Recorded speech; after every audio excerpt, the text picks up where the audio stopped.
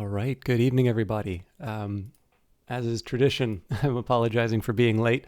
I did say that I was going to try and be on before 8, and then everything got in the way. But I think the good news is that my late starts are probably starting to kind of the window's starting to narrow a little bit. I have a lot of stuff that I need to do in terms of work. I have a pretty full plate in terms of not work things to do. So personal projects and things that I want to try and do for, YouTube. And then I've been in touch with a few people in the background. So I think this is probably reasonably well known at this point, but there have been a number of game developers that have reached out based on a couple of articles that I did for Kid Fox Games. I think there's another one of those that I'm due to do. And they very kindly gave me some of their sales data, which is great because, you can theorize about things all that you want, but people have real problems that they want to solve. And, if you can, you try and do your best to help people with something that maybe they're trying to work on. And obviously I have something of a background in terms of data. It's interesting because I haven't had to do sort of formal forecasting before. And so it's been something of an education. And I've always sort of tempered my recommendations on that basis. I think, the ideal for most independent developers is a tool that will allow them to forecast sales prior to releasing their game. And so ultimately make a decision as to whether or not a game is sort of worth pursuing. And I mean, the big challenge is that, I don't think anybody, would turn down a tool like this. That sounds amazing. Unfortunately, that's also incredibly difficult to do. It sort of implies that a sufficiently attentive individual, the thing is that data, I don't want to spend too much time on this, but if you think about data analysis, right? In principle, there isn't anything inside of that kind of analysis that a sufficiently careful individual, wouldn't be able to pull out. In fact, generally my belief is that a lot of the stuff that I'll tend to find through, an econometric analysis is really just being able to understand the mechanisms under which experts are sort of making their decisions anyway. So what I mean by that is, you have a number of different tools, and everything can go from, an estimation method like ordinary least squares to, weird and wonderful things like, unsupervised learning and all of that. But basically what you're dealing with are these frameworks. These, you kind of have these mathematical tools to be able to estimate certain values. And these values may be sort of future sales. They could be parameters in terms of a model. It really depends what you're looking for. But the trick out of all of this is the math is a chain of reasoning, right? We have a bunch of rules for how you can put things together, and you have a certain set of assumptions. So when we talk about OLS, you'll probably have heard of the Gauss-Markov assumptions. And clearly those don't apply in the game context, or maybe it's not clear that they don't apply. But if you sort of sit through them and you take a look at the data, you will see why you couldn't just do a rote application of maybe something that you learned in a first year class. But the hope is that having understood those fundamentals, what you can do is you can build on that, and you can say, okay, so I have this problem and I have this problem. Is there a way that somebody has solved that particular problem? Or another example might be, oftentimes you'll hear about things like significance. Well, maybe you're not interested in identifying the significance of a parameter. Maybe what you just need to do is estimate its magnitude or even its direction. And at that point, you sort of know that there's an idea known as heteroscedasticity.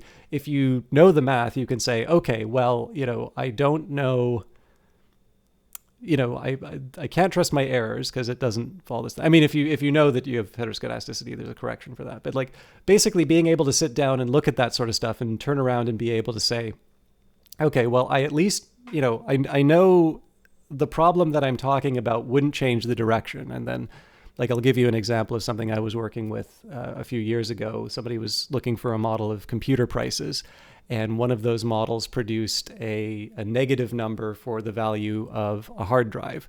So that would imply that if you bought a computer, the larger the hard drive, the cheaper the computer would be. Now, that's nonsense. In practice, what it was, and this is where the significance comes in, the value was statistically indistinguishable from zero. And I suspect probably what was happening here was that it was calculating the fact that computers that had hard drives were probably ones that didn't have solid state drives. And so generally you're getting a lower level computer overall. And so essentially, that negative value was not so much about the hard drive so much as other characteristics that were unobserved. But in any case, you can kind of see, I didn't want to make this like a 5-minute thing, but there's a lot of interesting problems to deal with in that. And I've been lucky enough that some people have sort of reached out to look at their data. And again, I'm trying to get as close to that holy grail as possible. But what I was trying to articulate by giving the specific examples is that in the end, all the mathematics is just a chain of reasoning. You've got a set of assumptions. You've got a kind of an insight into the state of the world. And so it just happens to be a very systematic way of looking at a problem. And so, again, this is an in principle argument. I don't really think people are actual computers, but a sufficiently dedicated and careful analyst should be able to take a look at the state of the world and be able to say, okay, these are the things that you need to be able to make, this much money on a future game. And I mean, it seems like there are actually some people who can do that, right? There are some people who seem to have fantastic track records in terms of finding things that are very successful. If you think about Jason West and Vince Zampella, right? The Call of Duty, I think they were Modern Warfare. Anyways, obviously a very successful collaboration for that. A bunch of shenanigans with Activision. They go off and found a new company, Respawn. And obviously all of this is happening in the context of a lot of people working with them. I think probably they're certainly capable of bringing together some of the most talented people in the world to work at their studios, it feels like. And then they turn around and they make Titanfall and Titanfall 2 and Apex Legends. Apex Legends producing billions of dollars in bookings for Electronic Arts already. And of course, somewhat rehabilitated the reputation for that the publisher, EA, in terms of the Star Wars license. Although I think largely it was kind of unfair the way people had been treating them with the Star Wars license, because it does seem to be that Battlefront 2 did actually find its audience and was quite a good game once people got past the initial outrage. And Squadron seems to be quite good. And in fact, it seems that people were angry that there wasn't post-release support for it. So basically people were arguing or angry that there wasn't DLC. But in any case, all of this was just to say that I do actually think you may be able to say that there are some people through intuition or reason or thinking, or maybe just, a deep data analysis that I don't know either of these people are really known for. I do think they're capable of maybe finding that object that I think a lot of smaller developers are looking for. But whether I can find that is a whole other question. And so what I'm trying to do is do intermediate steps that I think would be useful on the way to arriving at something that will help independent developers make the kind of decision they're looking to do early in the life of a project or before deciding a project. But the idea of the one thing I don't want to do is, be very numbers focused and create, because it's easy to make a model or a program that will produce a number. It's whether or not you can believe that number. And that clearly has a, whether or not you can believe it is a whole other question. And that very often doesn't involve making elaborate mathematical arguments unless you're actually talking to fellow practitioners. In any case, that was a lot longer than I wanted to spend on that, but that's an example of the sort of stuff that has sometimes been put off in favor of trying to catch up and doing some other things. And I'm still going to need to get back on track with them, but I think as a whole, I am starting to get back into something of an equilibrium. And so hopefully this week it will mean that I'm back to starting at 7 or closer to 7 for the next little while. I've noticed a few of you have kind of been jumping in and then hopping out as I kind of continue to go on at length. Hello, Takri. Thank you for your YouTube comment as well. It's very nice to see you. But yeah, I need a little bit of warm up. I'm actually also sipping some coffee, which maybe isn't the best choice for my sleep schedules, but I kind of need it. So let me find...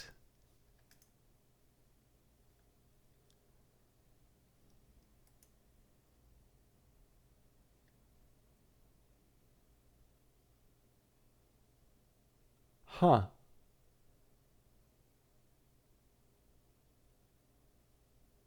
Interesting.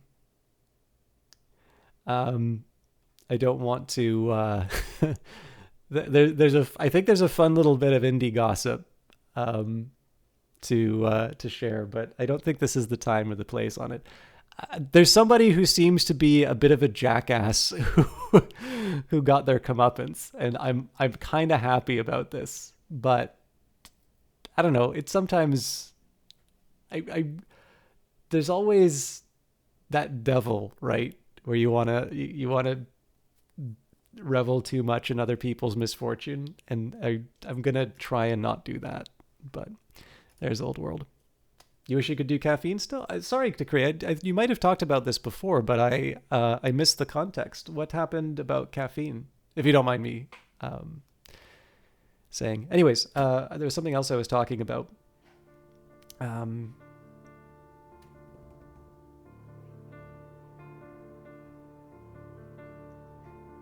Got old, got sensitive, makes you feel motion sick. Oh no, yeah, I live on coffee and tea. I know there's a few people I know who are very strict about not wanting to drink tea and coffee, but I think I kind of understand where they're coming from it, but I kind of question the reasoning behind it, let's say. So like in your case, it would be completely inappropriate of me to turn around and say, no, you don't really feel motion sick. I'm pretty sure you can figure out for yourself how you feel. But if somebody's going to turn around and sort of make a medical claim about it, especially if it's something that's, come from, one headline grabbing study with kind of a failure to address all of the other studies that might have said something to the contrary, that sort of stuff I don't have a whole lot of time on. And I think one of the reasons I've become a little more inoculated to that is I do actually have, to my slight dismay, a few anti-vaxxer acquaintances. And not so much in the rabid... So I realize this kind of seems like a very rabid kind of political view. They're much more along the lines of what you used to think in terms of anti-vax, which is kind of people who are very aligned with, let's say, softer politics, right? They'd, shop at the locally grown organic health food stores, let's say. But obviously, this has created a reflex on my part when people are making specific health claims about different foods and different substances. I'm kind of immediately have my guard up just because of the kind of the context.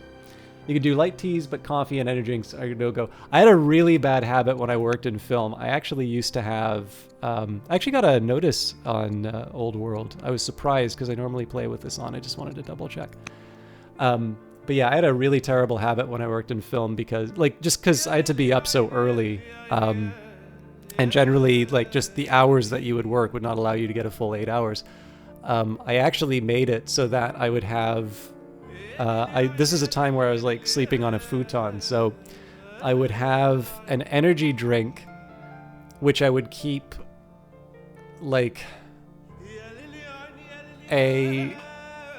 just slightly out of arm's reach. So my alarm would go off, but I had a really bad habit of snoozing or otherwise just kind of sleeping through that. So in order to get it, I would actually need to get myself out of bed in order to get the energy drink and then drink it. And of course it's at room temperature, so it's not even cool. And that would sort of be sufficient for me to like kind of get around for the day. I'm sure that has like guillotined a decade off of my life at some point. But I don't do that anymore. But that is probably the lowest point as far as caffeine and energy go. But for me, straight black coffee, Earl Grey tea. There's a green tea that I like. I can't remember the name of it though. Generally just kind of well, I mean, I guess flavoring, Earl Grey kind of counts as a flavored tea. But I have occasionally tried to do chamomile now to try and help sleep. But I suspect just cutting back on the caffeine would help sleep. Anyway, sorry, we're like 10 minutes into the game. 15. We haven't started the game yet. So let's jump in. It was July 25th when I did this last, so...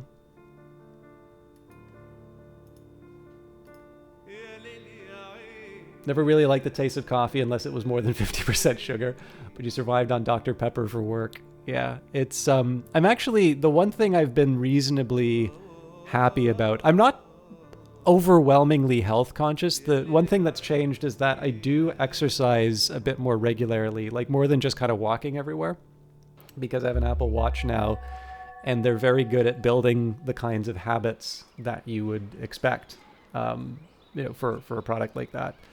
So I've slightly more regularly done, like 20, 30 minutes of HIIT.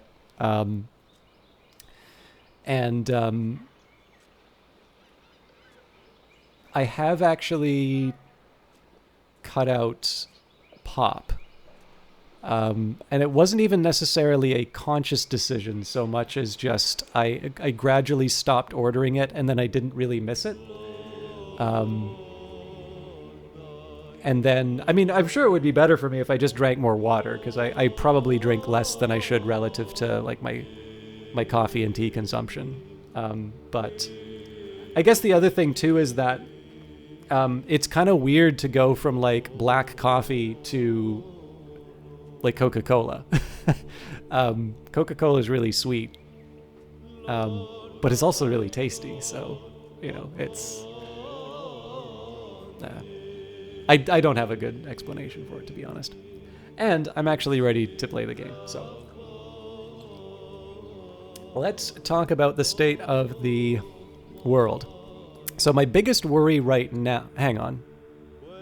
Oh, yeah, no, we're fine. So my biggest worry right now is the conquering and settlement of Iberia. So we've got 28 turns, which seems like a lot. But hello, Beepo, yes. So this, actually, sorry, this is one of the things I was meaning to talk about before, and then I started talking about data stuff. The thing is, I think the data people didn't really get anything that was all that interesting, but the people who are looking for the game are just wondering why the hell I haven't started. Rome isn't really a factor yet, but there was one thing that I actually did want to talk about, which was for Old World. I'll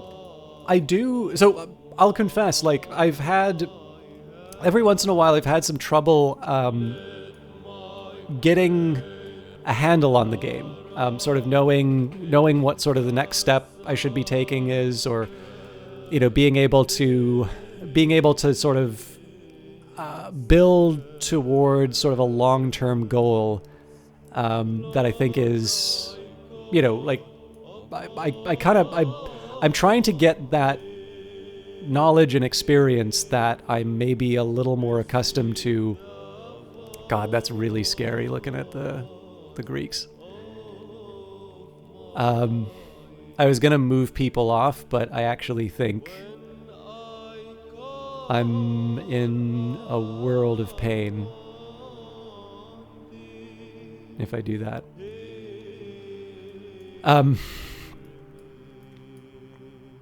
We can't afford to move people from this island, though. But yeah, so one of the things I would strongly recommend for Old World, if you are interested in this game, but you've maybe found the game a bit challenging to get into, I would actually highly recommend playing scenarios like this, The Rise of Carthage. So I believe this is the third scenario. Game 2. Okay, well, shows what I know. But yeah, they're in this case here, I think one of the things that's really great about the Carthage campaign in particular is that it sort of builds you towards a set of goals that I think they make a lot of sense, and they slowly unfold some of the more practical details of the game that I think maybe people I shouldn't say people, because it is me, but I think are easy to overlook in the game, or maybe you bring in some of your assumptions from previous 4X games such as Civilization, and so in this case I think the scenarios do a very good job of sort of helping to bring about a better balance. And I don't know, I think for my part, I like this overall approach. Like I like the fact that Old World has given me a reason to play its scenarios, because as much as I enjoy Civilization, one of the things I've actually neglected for the most part is the scenarios, or are the scenarios. And so I don't know, like I think it's a subtle thing, and I think it's one of these good examples of where in Old World, if you're familiar with playing 4X games, you probably just jump into the base game and then get beaten to death by a considerably more advanced and difficult game than you might have been anticipating. But I definitely think there's a lot going for this game, and I think there's a lot that's interesting in terms of just how to learn inside of the scenarios. And of course, with the new DLC, Heroes of the Aegean, there's more to build on, although I find the third scenario quite difficult. On that note, I should maybe mention that Hooded Horse did give me a copy of the Steam version of Old World. I did actually have a copy through Epic before, and that came from Mohawk, so I'm grateful for that as well. But in this case here, I was given a copy from the publisher for promotional purposes, and of course, because I'm talking about the DLC in addition to playing the game, not a bad time for me to mention that interest. So if you are making a buying decision, I'm very enthusiastic about Old World, but you probably should know about the background there.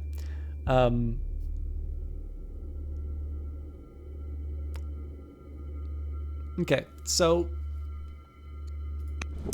there's a few things that I want to do, and I'm sorry it's taking me a while to kind of get going on this. So here are some considerations for my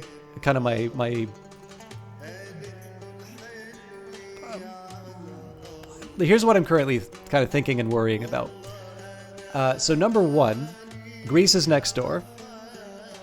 Their power is stronger and their knowledge learned. So they are not to be trifled with. So it would be nice if I could get some kind of peace treaty with them. I don't think that's an option. Oh, yeah. No, we would need to be on better terms with them. So I suppose one big factor here is that because this is already a pretty strong force that we may not necessarily be able to hold off. But the one thing I don't want to do is move all the defenders away from Panormus. So in this case here, we want to build up, we want to protect this, and even though I want to conquer and settle Iberia, the fact of the matter is that I can't pull these troops away. If anything, I probably want some more. The other practical problem is that it's 28 years seems like a very long way away. That's 28 turns. We're on 18 of this scenario, but we've got a really long way to go. And on top of that, we've got 3 fairly broad locations to take on. So one of the things I'm thinking of doing is that we buy up the spearmen, basically we buy up the units in the most remote places first, and then sort of move in. But one other thing that I can do to sort of help my cause is to try and line up as many ships as I can to transport them to Spain. And the fact of the matter is, I may not have enough boats. I may actually have to pull some of these boats out to be able to bridge that gap. But again, there's kind of a twofold effort there. One is to buy up the tribal units, and then number two is to bring some of my own. So we want to get that started sooner rather than later, because first of all, that is one of the earlier goals that I need to complete, and that will also include the construction of settler units. So I need to take a minute and think about how I can build settlers as quickly as possible within 28 years and get them in place. Now, discover 3 sources of silver. The game has given me a few indications on that, so that's another exploration one. The one that is kind of good news for me is the build the lumber mills and chop wood. We've got 34 years for that, and we more or less have the locations where we're going to be building those lumber mills. So not too worried about that, fulfilling that objective. So what are the overall goals? Number one, I definitely need a game plan for conquering Iberia. And that's going to be a combination of buying up units as well as moving units in place. And that's going to be the majority of where I spend my military points, my training, or not training points, my orders. Any additional orders are going to be spent sort of exploring locations for silver and such. And then I'll have to think a bit about how I pull this off, but I do want to try and get a little bit more security as far as the Greeks are concerned. It may be a situation where I don't want to try and create some sort of formal peace treaty, because I may actually want to try and conquer Sicily, which I believe was something the Carthaginians tried to do historically. But maybe, being able to feel a little more confident in terms of my holdings here would be nice.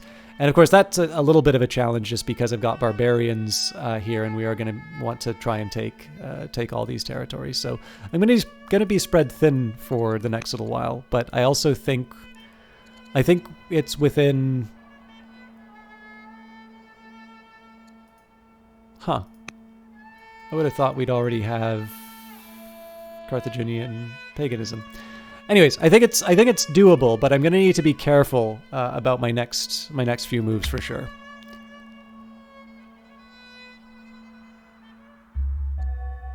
You're also now known as Mago the Keystone, so additional legitimacy, always nice. After recent exposures to danger, Prince Hasdrubal, your son, has acquired new phobias and lost 1 courage. Isbal is converted to Carthaginian paganism, and the Didonian family has converted to Carthaginian paganism. Okay. So that was a lumber mill. So we're going to keep doing the same trick as before, continuing to build lumber mills where I can. Now, one of the things at least my understanding is that you can drag, like you can actually make units move quite quickly if you set up sort of a chain of ships. It's actually what I think I'm going to do here.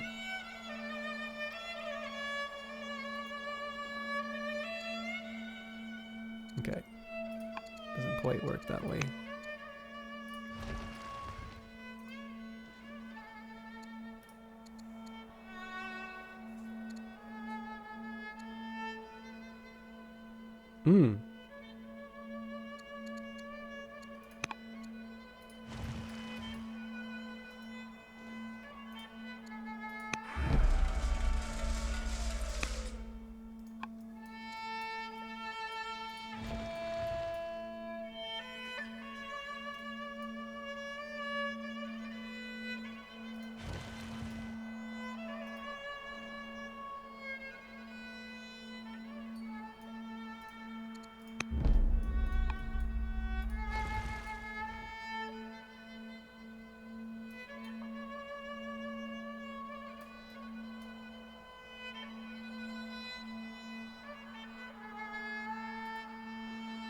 This is a little weird because there's a lot of overlap, but it occurred to me that the closer...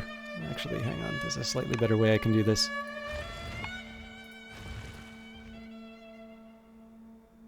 What if I went here? Oh wow, that killed all my... Okay. We're gonna have to completely reconsider this this turn.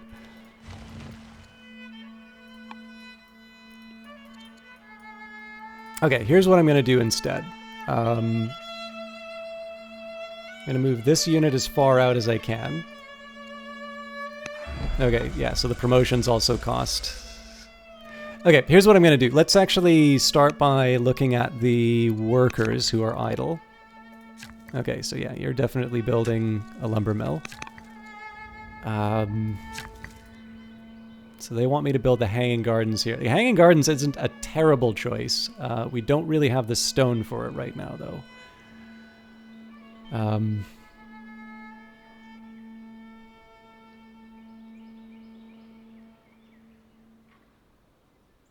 Although I suppose I could get more stone. Well, this would be a mine, so...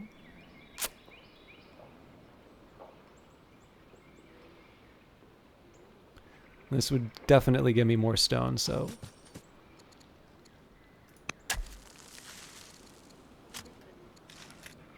Okay, so I'm already down to 5 orders, but I can still work with this.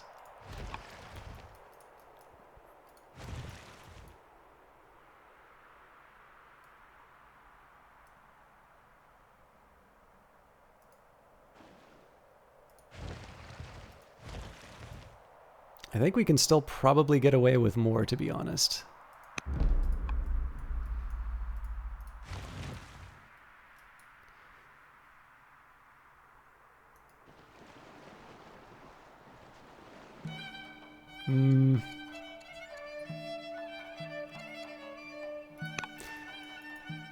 I do need to heal. Because this unit's going to be used... going to be used in the war.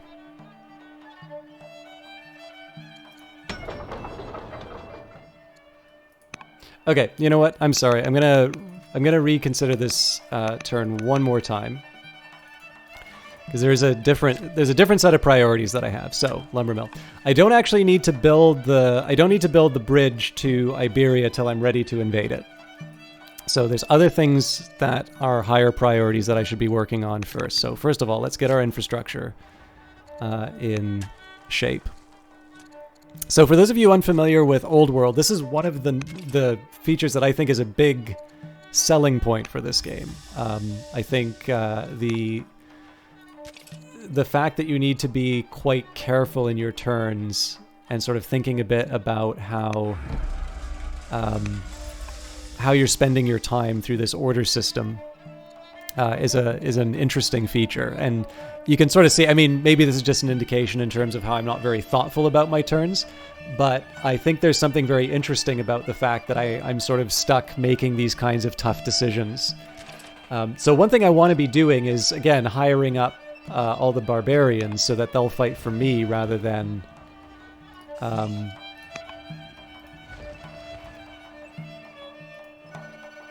rather than the people I want to conquer, right? So, and these are very far away, so this is kind of this is almost like a down payment on not needing to transport people all the way to sort of the far left of the map. I've got 2 movement left, so we still have this discover 3 sources of silver. So, and actually if I click on it, does it give me, no, okay. We know that the Greeks have some silver, but it's not certain where more sources lie. They could be beyond the western borders of the Numidian settlements.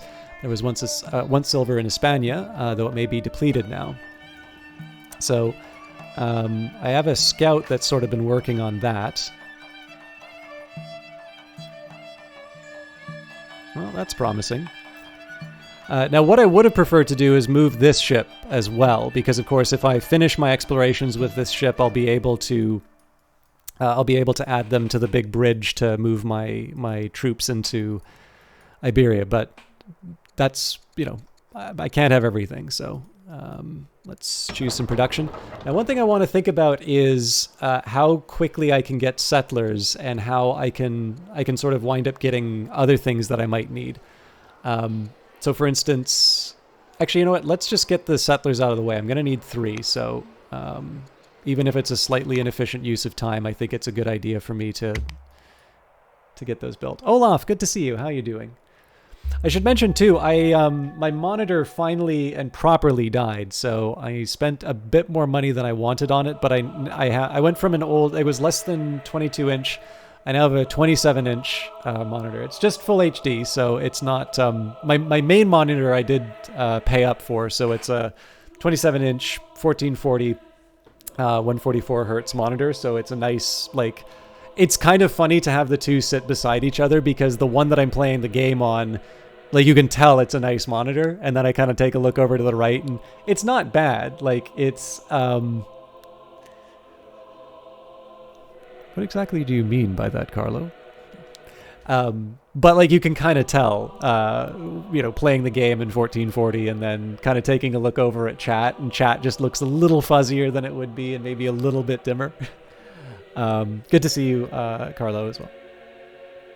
But yeah, it is actually a little strange going from a relatively small monitor to something that is the size of my main monitor, and I'm getting a little used to it because chat is actually kind of out of my sight line. So if I wind up missing a few of you, I apologize. Just, I don't know, type in all capital letters. It's hard to complain, by the way, about the monitor dying. I had that. I'm actually willing to make a guess here that I might have had that monitor for over a decade. So I figure that particular piece of technology did not owe me anything. And again, I mean, it's going, I guess, another 5 inches or so from. I think they include, like, the border of it, so the actual visible range is probably much smaller. But either way. Okay. Normally, what I will do when I take a look at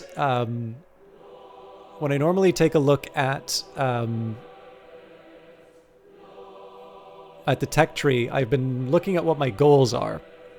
So I am a little lucky in the sense that we don't seem to have any major tech-oriented goals. Build lumber mills and chop wood. We have the ability to build lumber mills. Discover 3 sources of silver. Don't require us to build mines, and if we did build mines, we would, we would have the tech for that anyway. I think you get that by default. The garrison, barracks, and walls. I believe military drill is what got us the garrison? No, barracks, sorry. And then conquest is conquest. So if I'm honest, like, land consolidation would be really nice because I'd like to build the groves. However, that's going to take 8 years, and then I can compare that to the spoked wheel and the chariot. You know, in addition to getting a character that can help me with domestic affairs, to be able to just draw from the deck a bit faster, it's hard for me to sort of say that spoked wheel is not a good choice here, and the game is recommending it. So spoked wheel is useful on multiple fronts. It allows you to appoint a chancellor who can aid in managing your families and cities through various missions. It also unlocks the chariot, the first mounted unit in any city with horses. These fast units are good at flanking and have the rout ability, allowing them to attack again if they kill an enemy unit in combat. And when you see a big cluster of units like in Sicily, now they are hoplites, so they're going to be something of an anti-cavalry unit, but if we're able to soften them up with things like the archers, that's something that is going to be very helpful as far as just basically being able to wipe out the enemy. And this is one thing I've struggled with in the past, is that I'm not normally able to seal the deal, and then the AI is able to pull the unit back and heal them up. So it is something that I want to try and be more conscious of. So this is why I'm going to pick spoke wheel. Okay, it's a little tough. I think I'm going to build the nets. I usually like building the sea-based improvements.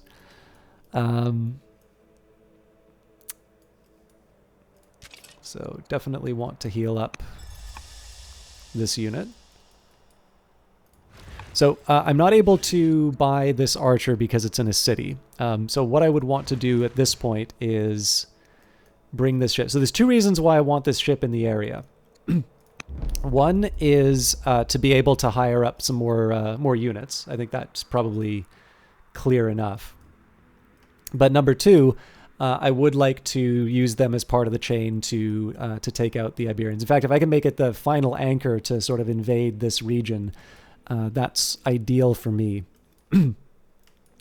Now, I probably want to work out my priorities. So again, idle workers are the first thing that I want to deal with.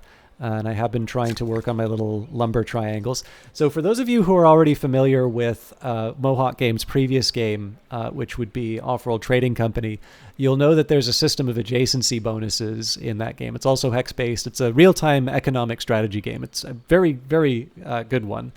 But I realize that economic strategy is something of a narrow genre. So saying that you are the best, economic real-time strategy might kind of sound like, yes, well, they're the least drunk driver on the road.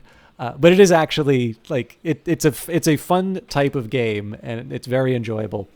And basically, if you have adjacencies, there will be bonuses. So essentially, it kind of promotes specialization both for, well, individual players, but also in terms of little regions. If you can have a cluster of, mines or a cluster of units generating, say, I don't know, fuel. If you can put them all together, you'll get a bonus. And because it's hex-based, one ideal strategy is to have little triangles together if you can. Now, much like the real world, geography is going to have something to say about it. So, one dilemma I'm going to run into is here, where I've got woods, which normally I would want to put lumber mills on, but they're also on hills and they're next to mountains. And being next to a mountain will give you certain bonuses towards quarries and mines. Or possibly quarries or mines. I should probably double check that. But anyways, we've got a new worker here. So I wouldn't normally want to go straight for the money, but I think, especially because I'm going to be cashing in on, or especially because I'm going to be buying up pretty much as many Carthaginian, or not Carthaginian, I am the Carthaginians, every Phoenician unit I can get. I probably, I'm probably going to stick with that. Okay. Ancient Barbarians. Our men find murals depicting creatures, rituals, and battles. The style is reminiscent of the Berbers, leading us to believe that this tribe was perhaps a precursor to our own. Our troops warn against desecrating such a site. The Berbers are very protective of their culture. Of course, there is much to be learned from these ruins. So we need to be at peace and have a truce. So we could say, I do not want to offend them, and we'll get on better terms. Now, it is tempting because I could use that stone to turn it into a wonder. But we're not on very good terms with them, and I think in this case I will accept the better discipline. I feel a little crummy doing that.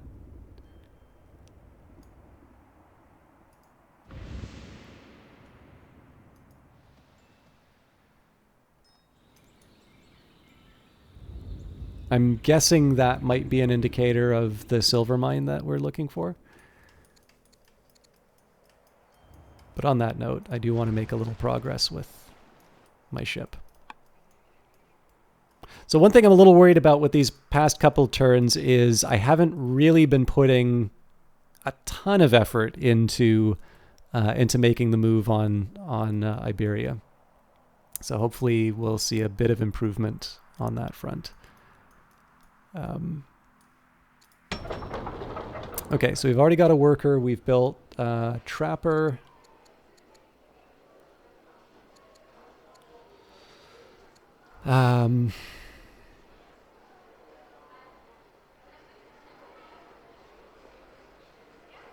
Definitely takes too long to build a settler.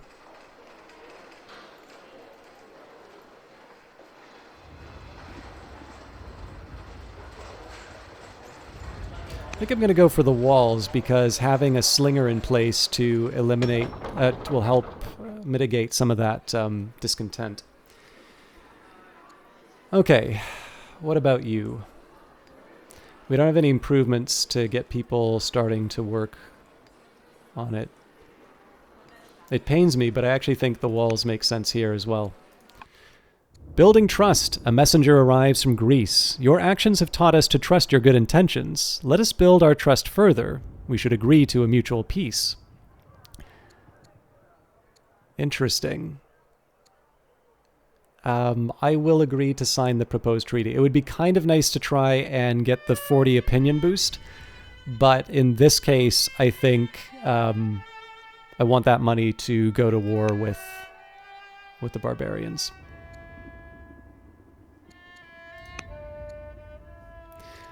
I should have also remembered to send fur to the Barracks, but...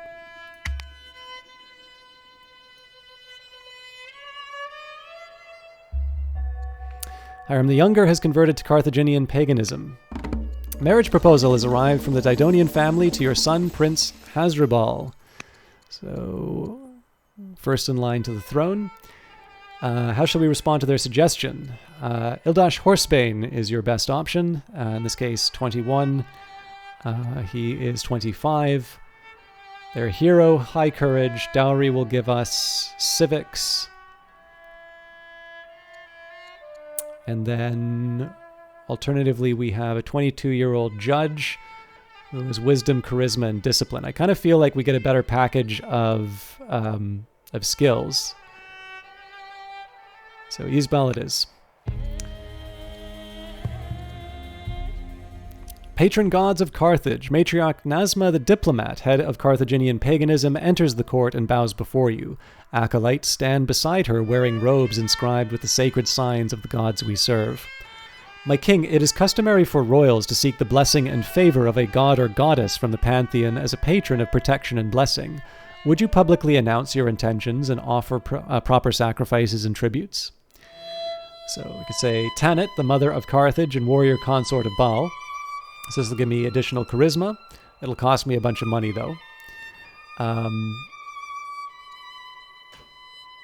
Reshef, the hunter and plague bearer. So this will give additional courage. This will also cost a lot of money. So it looks like for the most part, yeah. All of these are going to cost money.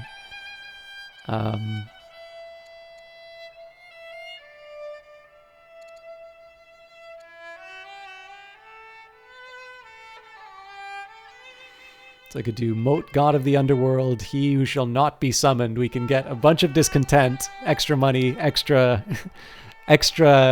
Corys. We turn into a bunch of goths. Okay, so more wood. Definitely a bonus. And then higher charisma. That'll help me diplomatically, but... I think probably Reshef, the hunter and plague bearer, is the right call here. But definitely the loss of the cash is a that was a tough hit. Okay, let's send furs to the Barracks.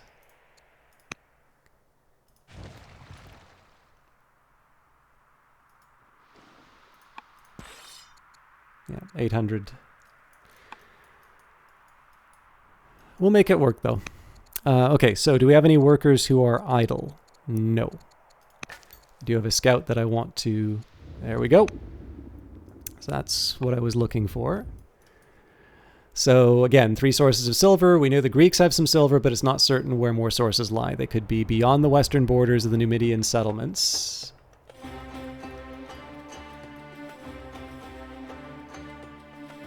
Yeah, so I'm probably going to have to...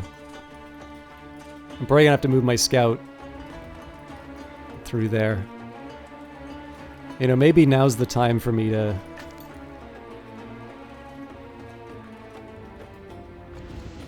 Oh, well, that was easy. You've completed the goal, discover 3 sources of silver. We now know where the silver lies. It is time to decide which source we aim to control. None of the sources that we have discovered lies free for the taking. All are controlled by a foreign power. We shall not permit this to stand in the way of Carthaginian destiny. We must prepare for war.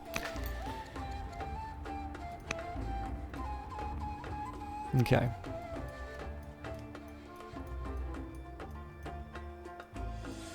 So the good news is if I find silver elsewhere, I'm going to be able to exploit that as well.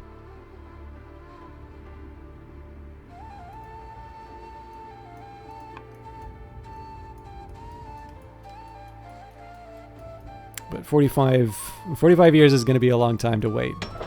Now I want to build a settler right away in Carthage because, again, it's not enough for us to conquer Iberia. We do need to have units to build settlements there as well. And again, we've got our workers taken care of. So at this point, I want to start moving my ships in place.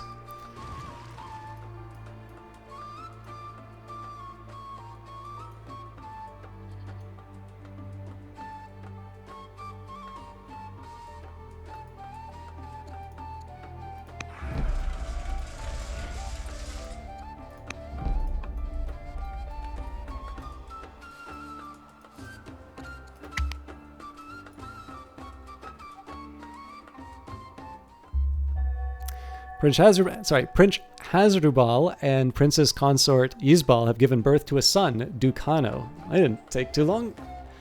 And Hannah the Younger has converted to Carthaginian paganism. Ancient statues. Citizens in the quarries near Igligli have unearthed a massive stone Goliath. Its size and style suggest a culture with which our scholars are not familiar. What shall we do with the statue? So we could put it on public display, which would give us additional culture, or disassemble it for stone.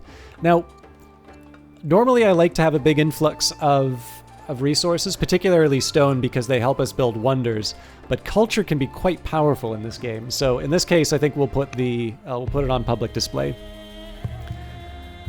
Personal religion. Although Carthage has no state religion, many people follow their own faiths and practices. The Carthaginian pagan priests of Carthage say that the support of the gods will only strengthen your rule and offer to teach you about their ways.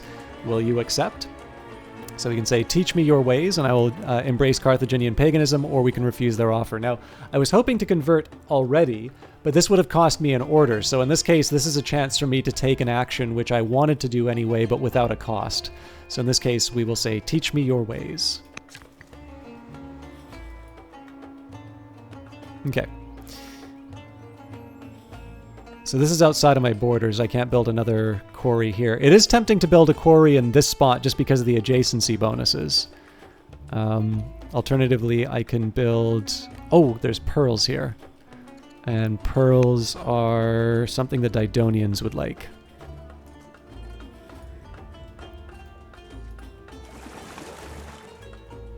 Okay, I need to step away from the keys for a second here. I know a lot of this has just been infrastructure, but that's part of running the Empire. I'll try to be back as soon as I can, but I do need to take one thing off charge and put another thing on charge. So I will leave you to talk amongst yourselves. I really need to change the order of this stuff.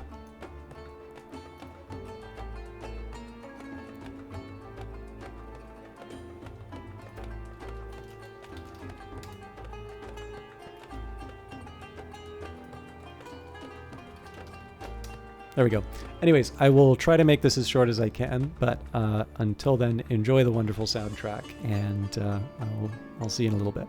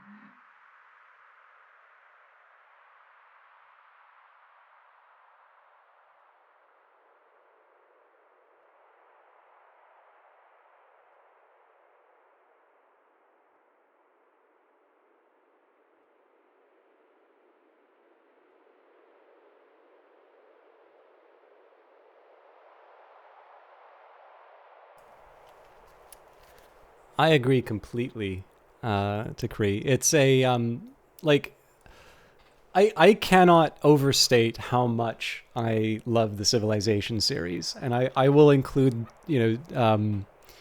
I will also include Alpha Centauri inside of that, and some of the ones that people try to or like kind of move to the side. So I'm thinking of things like Beyond Earth, which I really feel is a very underrated game. I think Beyond Earth is much better than people gave it credit for, and I don't ever think there's going to be a rediscovery of it, but I think if you have, particularly if you have it in your library, it's one that I think is worth, I think it's definitely one worth checking out.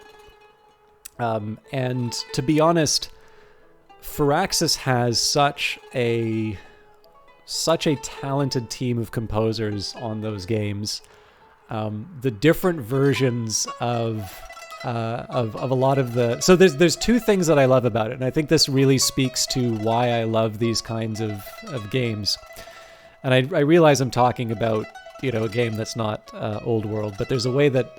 there's actually a way that Old World participates in this too.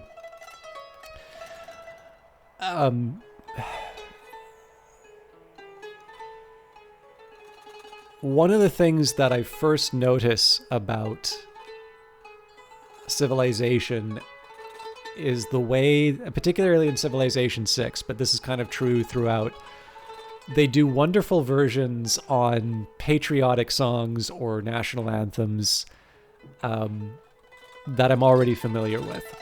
So, for instance, Australia, when you get to the industrial version, yeah,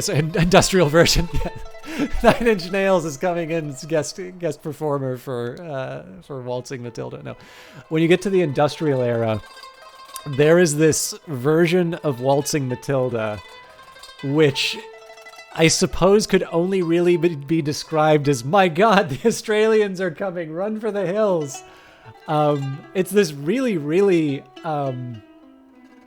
full in Australia. Wonderful.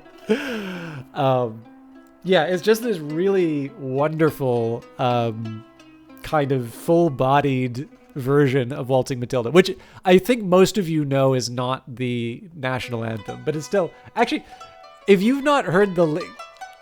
Okay, we'll save it. I'm sure at some point I'll play Civilization, but...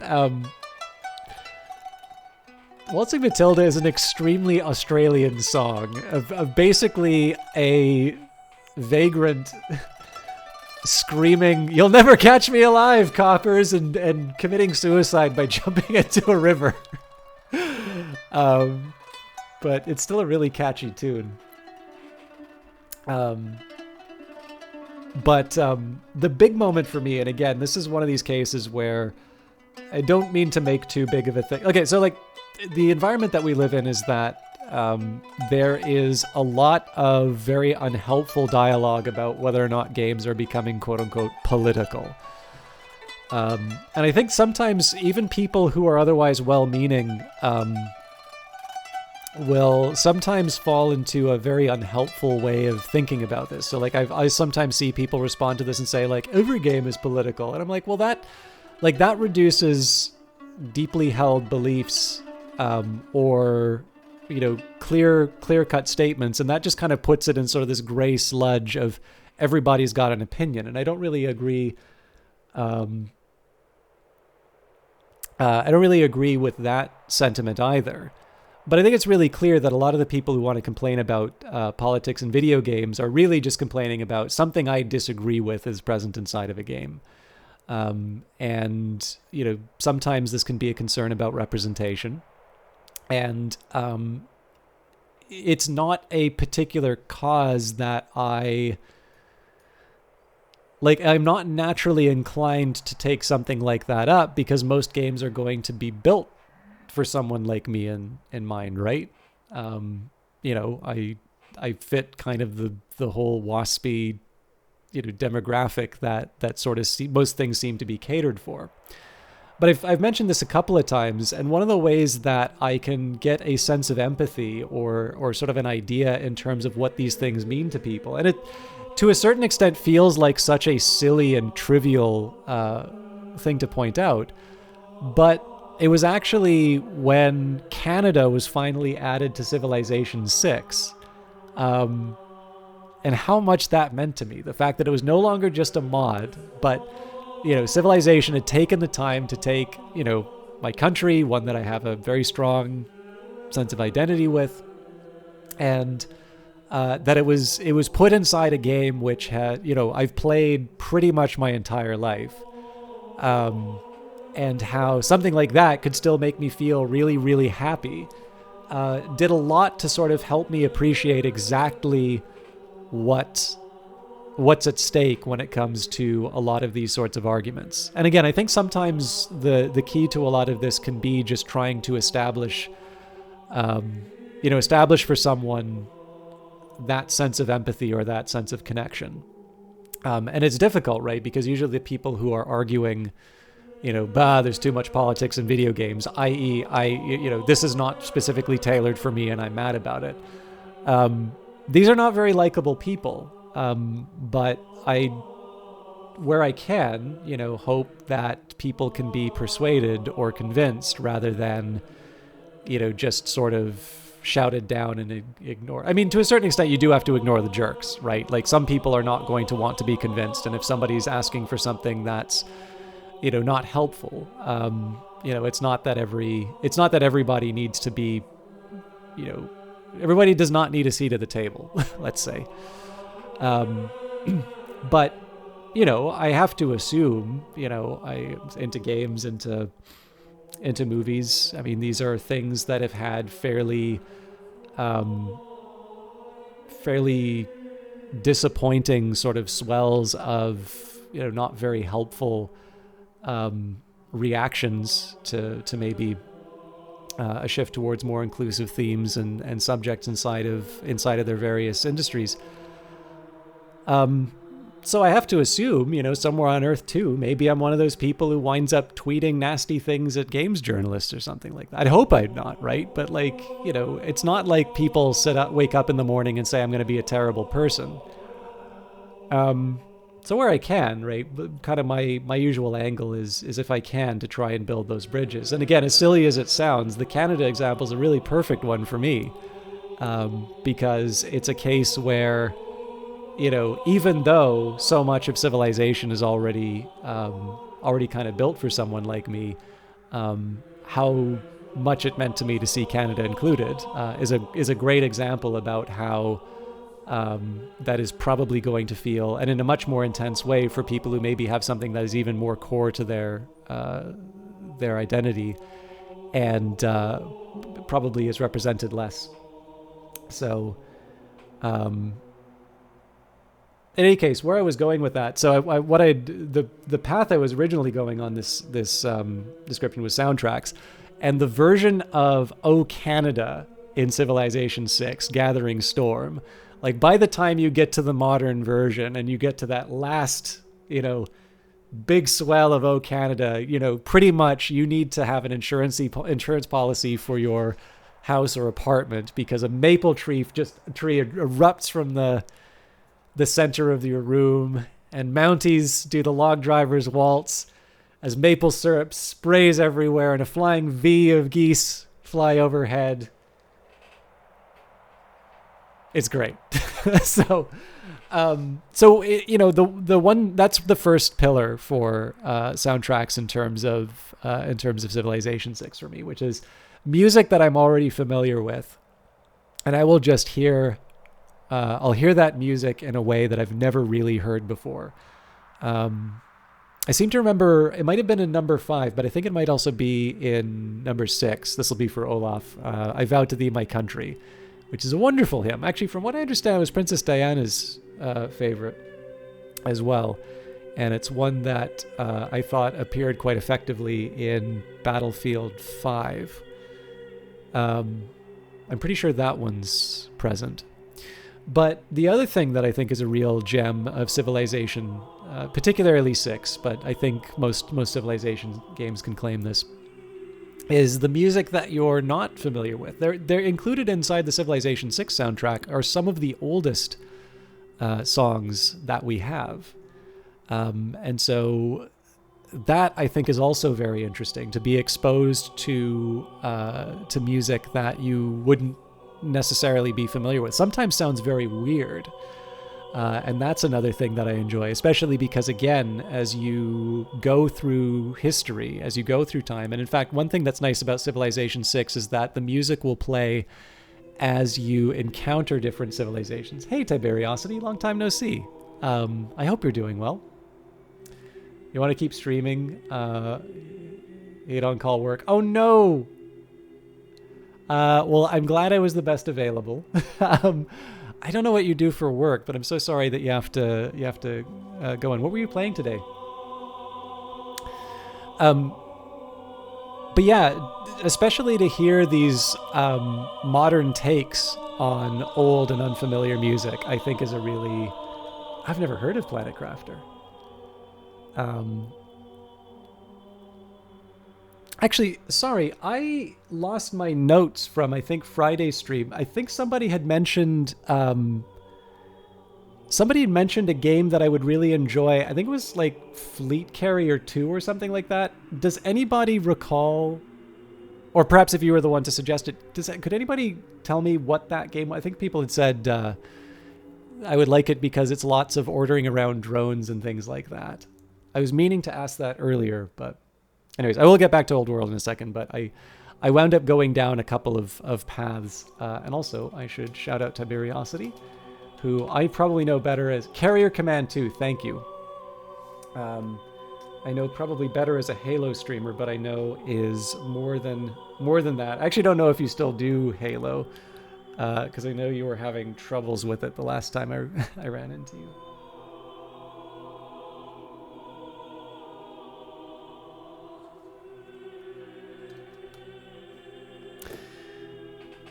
Miss playing Halo Infinite, but nobody wants to play and it's just broken. Yeah, okay, so...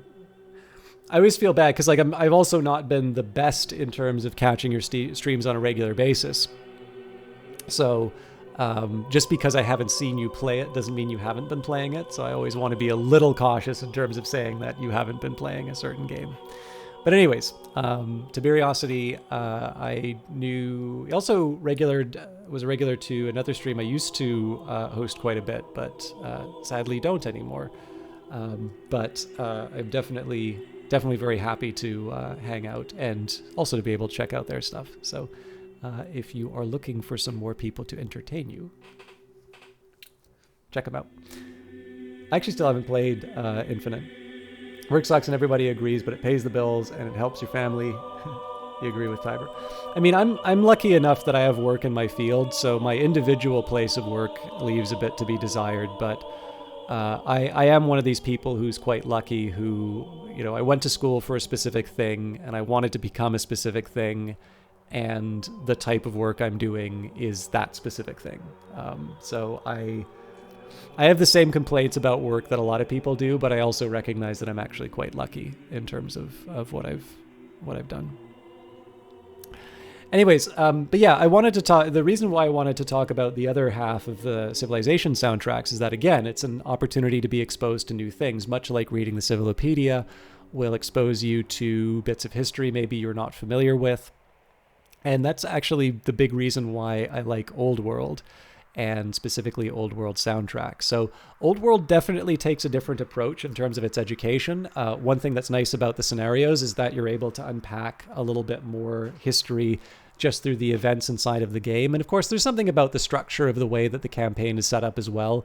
You make certain decisions and things are built in such a way that you'll want to take certain actions that are in line with history, as opposed to others.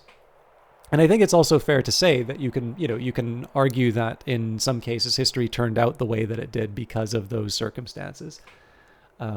Not always, though. I mean, there are certainly some cases of countries which are maybe not very richly endowed with natural resources, but wind up being quite powerful. I think, if I'm not mistaken, I think Japan would actually be a decent example of that, which is maybe not one that is necessarily going to be drawing a lot of natural resources from the world, but I mean, again, there's a reason why in cyberpunk stories, the big fear is that Japan's going to buy up everything and rule the world. But Yeah, I'm still playing Halo 1. I do actually want to try Halo Infinite, but I'm still getting used to playing first-person shooters on a controller. But yeah, so the scenarios do a decent job of pointing you at some history, but the events are probably some of the ones that really let the game sing. And in particular, when you run into an event and there's a little globe above it, you'll be able to click on it and actually learn about the history that inspired that particular moment. And the thing that's nice about Old World is because it is focused on the Old World, that you're basically playing sort of these civilizations around the nations around the Mediterranean over a certain period of time. The music's going to reflect that. And so I'm certainly very fond of Byzantine chanting, which is weird because I do like modern music. And, you know, probably the three that I'll listen to the most will be sort of more electronic-like music, usually with a lot of distortion, but not exclusively. Classical and jazz. But classical's such a huge... Well, jazz is also a really huge genre as well. But you will see, if you go through my playlist or that, like a lot of Byzantine chants, because I just think it sounds really nice. And unfortunately, some of the music in the playlist... I guess I can't bring up a playlist, but some of the really memorable songs are ones that are you don't have the rights to broadcast in terms of a stream, so I can't share those. But I do think, well, I mean, that's kind of the virtue of playing the game on your own. But even the music that you're able to listen to, I think they do such a wonderful job of sort of building sort of a sense of place, and I just don't get tired of it. Like, especially some songs, I'm really looking forward to when they kind of turn on again, and it's just not the sort of stuff you'll normally hear. So again, it's a little weird to get, you know, all misty-eyed over a soundtrack for a game, but I really like the way that Old World has handled it. I think I need to make a couple more decisions about how I'm going to build the bridge to Iberia. Okay, let's go back. I probably should deal with workers first. Oh god, I don't even know what I'm doing with this. Sorry, there was also something that Algrins had said about politics in games. So most all games have politics of some type. However, they may not be trying to take a stand, and may well be incidental to the story that they want to tell. Yeah, exactly. I mean, I think it's hard to tell any kind of a story, or even if you're not trying to tell a story, but basically there's going to be certain assumptions that are embedded in your game. Now, whether or not that counts as politics, I'll maybe leave to another discussion. But I think probably what you're trying to say with that, and I would be inclined to agree, is that there is a difference between someone making a particular statement inside of a game and just the natural sort of way of thinking about the world sort of emerging from a story. Because obviously what people take out of a story is not necessarily what the author had intended. And whether that's a good or a bad thing, you know, is another question. But I think it's kind of hard to argue that certainly happens. I might be a little overweight in terms of quarries, but it's really hard to say that I shouldn't be taking advantage of all of these mountains. So, what about here? Ah, yes, we wanted to build this is a garrison, right? So I think we wanted to build a barracks. Okay, now they want me to put an Odeon here, but I actually think... Oh no, here we go. They say barracks. Barracks here makes sense. And that's to satisfy this goal. So we want a garrison, a barracks, and walls. We're already building the walls. Okay, I'm not going to spend as much effort on the scout simply because we have other things that we want to do. And in this case, I'm just going to, you know, move my units where I need them, basically.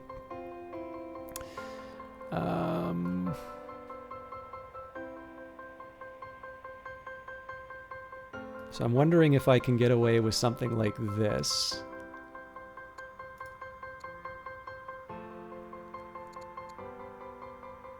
I can, and I can get even closer.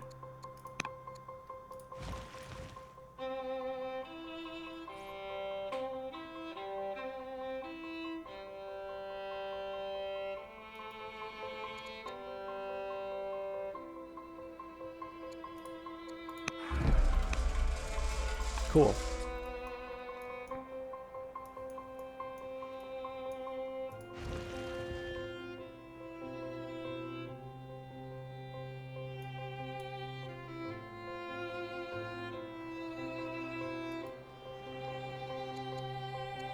Hmm.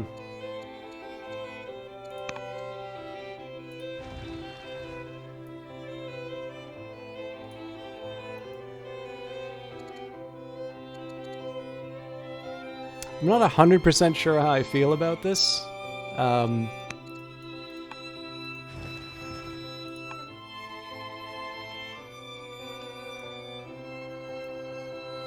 But it does give me the option of moving units off of this island into this chain of boats. So we can move this one in place, and probably close... it's going to be close, but... Alright, now there's a small argument for something like a bireme here. Apparently I don't have enough wood, so... I could build a rancher for the food and growth. I could build a miner. Okay, yeah, no specializations to really speak of. I do think we do need some more iron, all told, but I am going to build the rancher for start. I did kind of want to build a bireme, to be honest.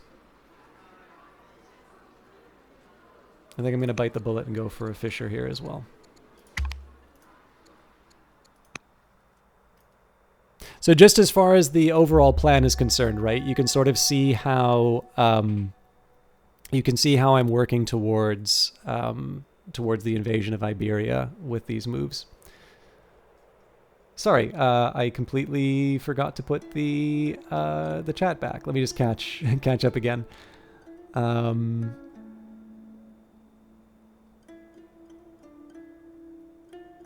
Decree bad at shooting. What is... Okay, this is a terrible question to ask for someone who said... I guess if you're bad, it doesn't mean that you don't necessarily like them, but... or that you didn't necessarily dislike them, but I'm curious, of the shooty games, which is the one that you dislike the least?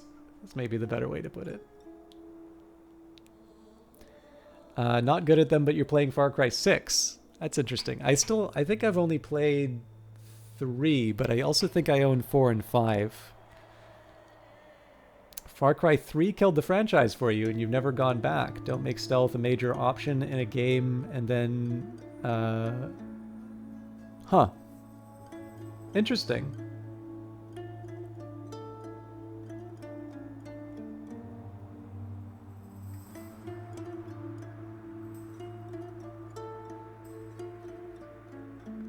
Okay.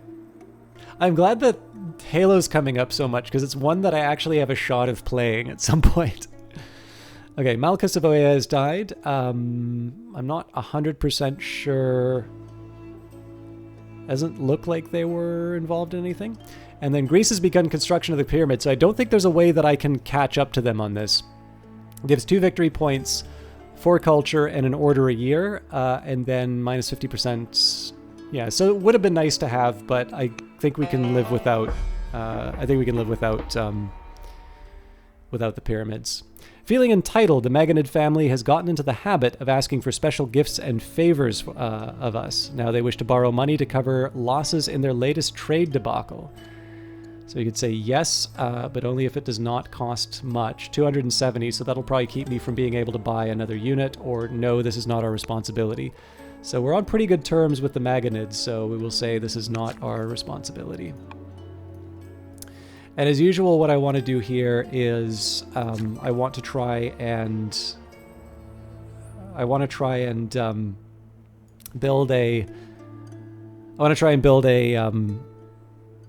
or use my workers to improve my overall empire first before I move on Iberia. There's going to be a limit to that. Like, at some point I do need to actually take action, but...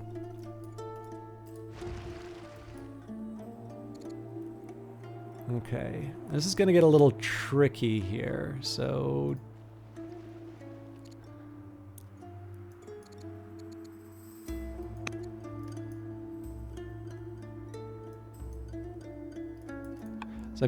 Well, I guess I need to wait a turn to see... Yeah, that's kind of in the middle of the water. That doesn't really seem to accomplish a whole lot, does it? And I am noticing that there's kind of a hard border between these, so...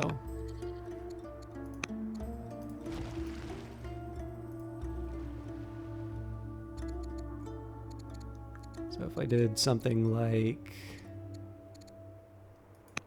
that? Maybe.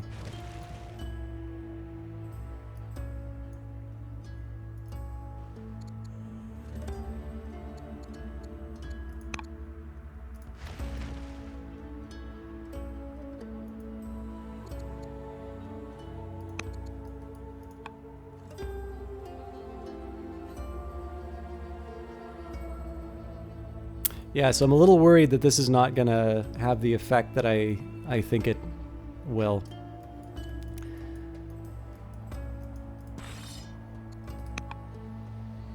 So this is one of the reasons we've been trying to avoid spending too much money.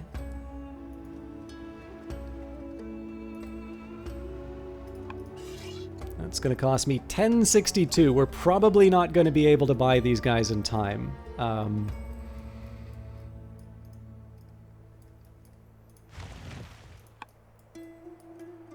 But yeah, so I think this is the last byreme that I have for... This will get me 4 tiles, so I guess 1, 2, 3, 4. I think if I were to stick the byreme... 1, 2, 3, 4. If I stick the byreme here, I might be able to make a bridge to this area. But again, the fact that these are kind of wide open and the others aren't. So like what I'm thinking of here is one of these spear units.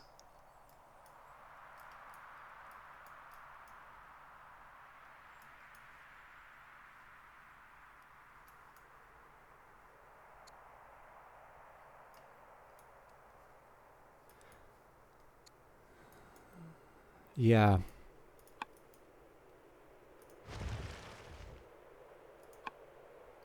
Well, we'll see. We'll see what opportunities come up.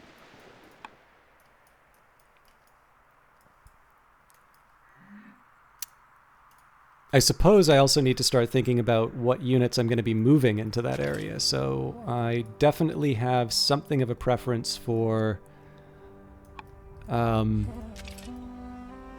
definitely have something of a preference for melee units moving in.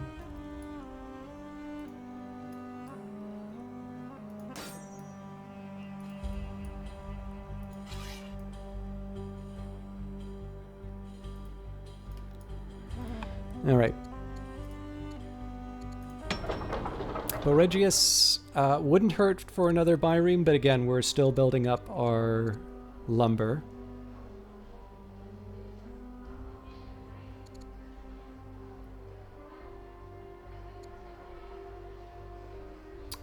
Rancher will give me extra orders. Yeah, so we'll stick with that. And again, at some point I do need to think of what the strategy is as far as claiming a mine is concerned.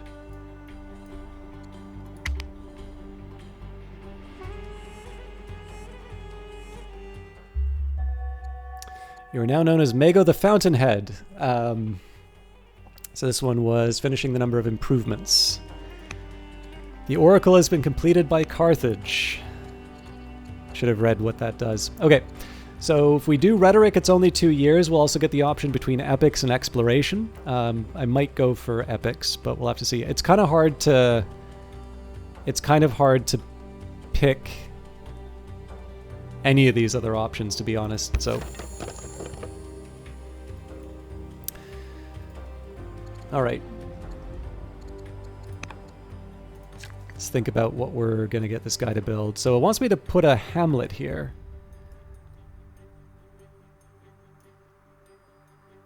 These are mines. Now this wants me to build a quarry. So adjacent mountains, 40%. Okay, so that makes sense. Now what about the mines?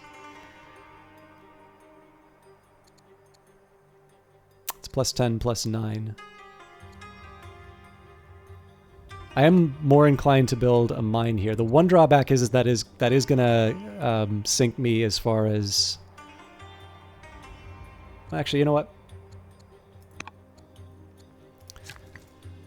If I'm really running that short on lumber, let's build another lumber mill.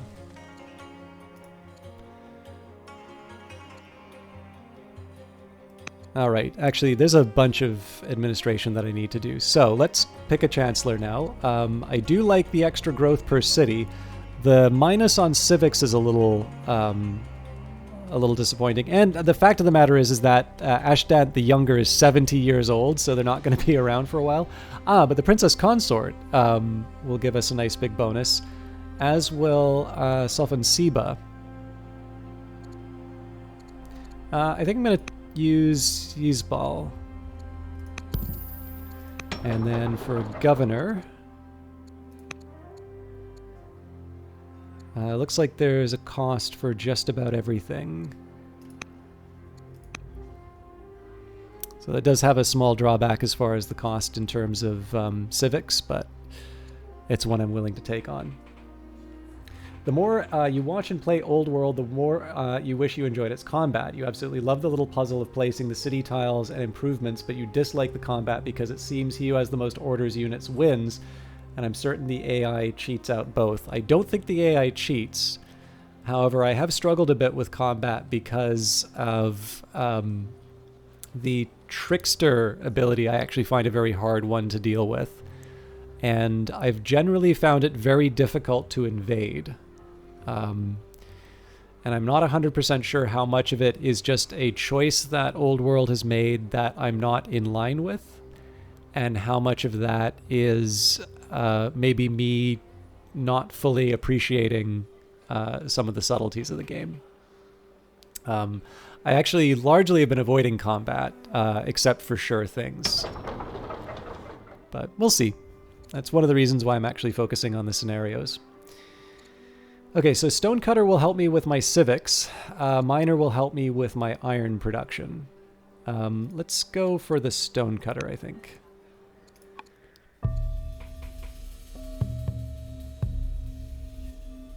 Okay, the Oracle. It is done. To pagan Carthaginians, the Oracle of Oea is the center of the world. The temple area is built on the slopes of a sacred mountain, the site where they believe a god slew the gargantuan snake Python. Now priestesses, the Thea, inhale smoke and divine prophecies from their god, answering the questions of supplicants. The sacred way that leads up the mountain is adorned with displays of art and wealth as the families compete to show their dedication and wealth. This sacred site will stand as a testament to our people for all time, a symbol of our accomplishments today and of the glories yet to come. On this wonder, my legacy will endure. So I'm going to open up the entry. So this is... So we were talking about this before.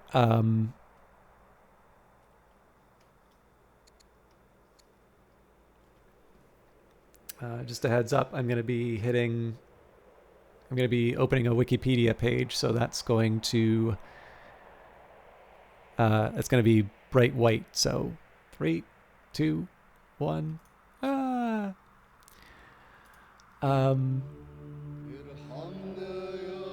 So I think it's Thea, I'm not sure though, was the name of the high priestess of the Temple of Apollo at Delphi.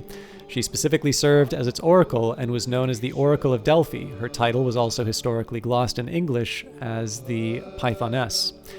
The name, or it could be just Pythia, is derived from Pytho, which in myth was the original name of Delphi. Etymologically, the Greeks derived the name of this place from the verb puthein, to rot, which refers to the sickly sweet smell of the decomposing body of the monstrous python after it was slain by Apollo. The Pythia was established at the latest in the 8th century BC, though some estimates date the shrine to as early as 1400 BC, and was widely credited for her prophecies uttered under divine possession, euphemismos, by Apollo. The Pythian princess emerged preeminent by the end of the 7th century BC and continued to be consulted until the late 4th century AD. During this period, the Delphic Oracle was the most prestigious and authoritative oracle among the Greeks. She was among the most powerful women in the classical world. The oracle is one of the best documented religious institutions of the classical Greeks. Authors who mention the oracle include Aeschylus, Aristotle, Clement of Alexandria, Diodorus, Diogenes, Euripides, Herodotus, Julian, Justin, Livy, Lucan, Nepos, Ovid, Pausanias, Pindar, Plato, Plutarch, Sophocles, Strabo, Thucydides, and Xenophon. Presumably that is not in chronological order. Nevertheless, details of how the Pythia operated are scarce, missing, or non-existent entirely, as authors from the classical period, 6th to 4th centuries BC, treat the process as common knowledge with no need to explain. Those who discuss the oracle in any detail are from the 1st century BC to the 4th century AD and give conflicting stories. One of the main stories claimed that the Pythia delivered oracles in a frenzied state induced by vapors rising from the chasm in the rock, and that she spoke gibberish with priests interpreted as the enigmatic prophecies and turned them into poetic didactic hexameters preserved in Greek literature. This idea, however, has been challenged by scholars such as Joseph Fontenrose and Lisa Misurio, who argue that the ancient sources uniformly represent the Pythia speaking intelligibly and giving prophecies in her own voice. Herodotus, writing in the 5th century BC, describes the Pythia speaking in didactic hexameters. So I'm curious how far we can go on this. It's tempting to read the whole thing, right? Because this is actually very interesting history. But let's do origin and organization, at least. Because there's a couple of details I've heard about this, which I think are really interesting, and I'm curious to see what the article has to say. Just as a reminder, so this is one of the things I like about how Old World has distinguished itself from Civilization. Even if I have a slight bias towards the Civilization style, Civilization will present the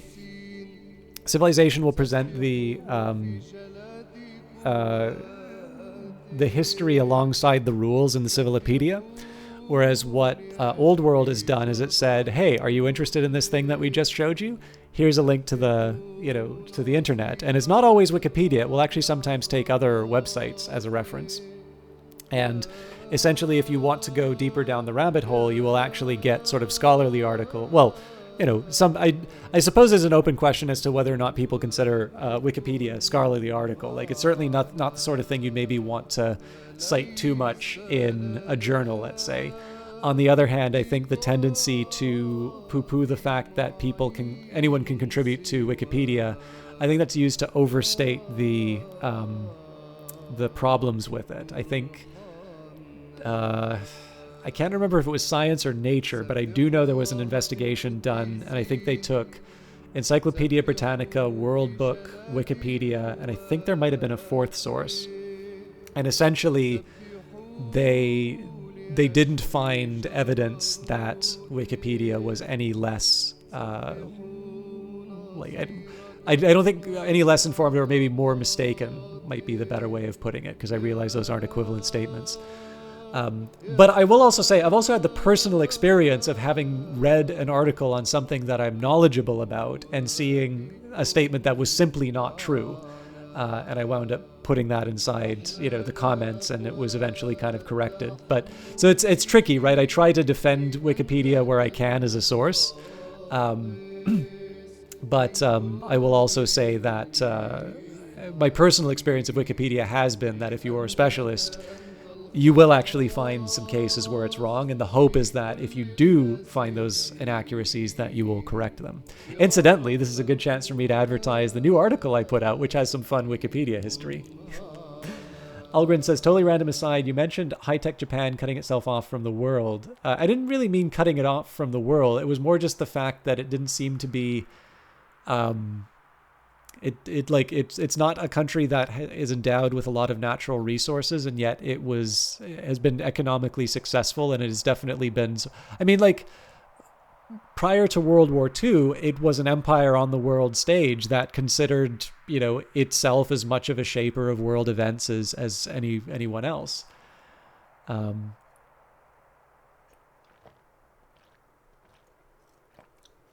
But that is neat that aligns with an anime. I actually have not watched that much anime, so I'm largely ignorant. But anyways, let's talk about the Oracle. The Delphic Oracle may have been present in some form from 1400 BC in the middle period of Mycenaean Greece, 1600 to 1100 BC.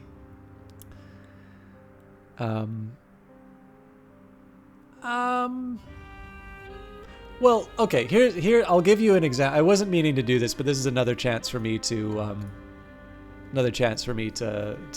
flog my stuff.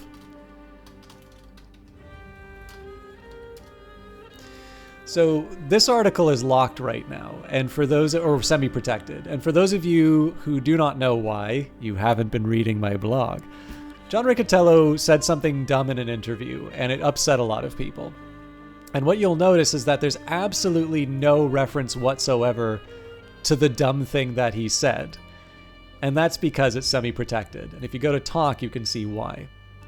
Adding current Unity and Iron Source merger and controversy. Both developers and investors hated this. Now, as far as I'm concerned, this is not acceptable for editing Wikipedia, right? And to be honest, the fact that he said something dumb in an interview, how many dumb things did he say when he was CEO of EA? I don't know, and I don't think anybody else does because nobody's cared about it. And the follow-up here by this individual ice welder says, if it is covered in reliable sources, it should be covered on the Unity Technologies article where the acquisition itself is addressed. And if you take a look, it's exactly, or it used to be mentioned. Yeah, right here. July 2022, Unity agreed to buy Iron Source in an all-stock deal worth $4.4 billion. On completion of the deal, Unity shareholders. And in this case, it's just the facts, right? It's not about, some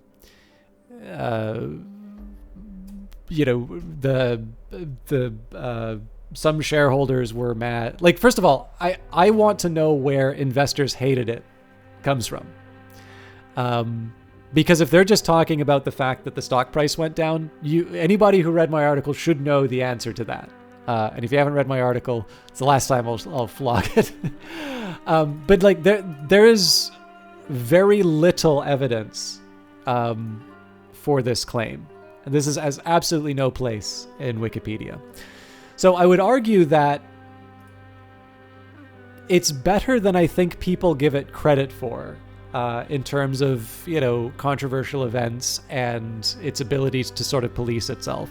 I'd say maybe immediately following a major event, there might be a little bit of, there may be some difficulty. But I actually think Wikipedia has done largely a good job of acknowledging those limitations and addressing them. But I mean, on the other hand, if you are looking for alternatives, so one useful source if you're into ancient philosophy, so Stanford Encyclopedia of Philosophy is not a community edited source. In this case, this is experts who are writing entries. I'm actually slightly curious.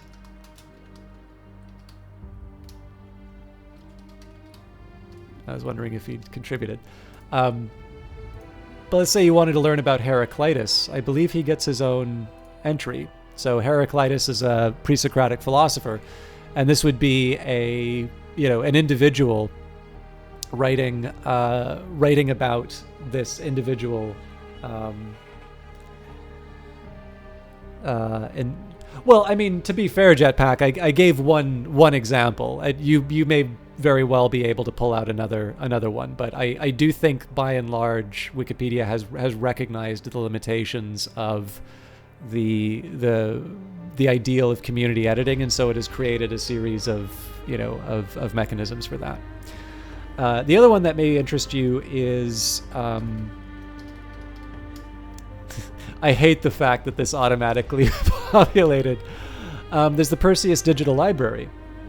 So if you want, as you can see, am focusing on Greek and Roman texts, but it does actually have Arabic, Germanic, 19th century Renaissance. But in this case here, right, if you want Aeschylus, you can actually get Aeschylus' works in original Greek as well as in translations. There's also some other interesting ones in here. So there'll be works that are not necessarily ancient works. So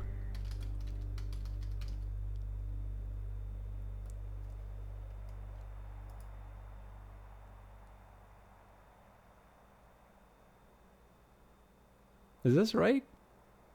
I thought there's a Latin.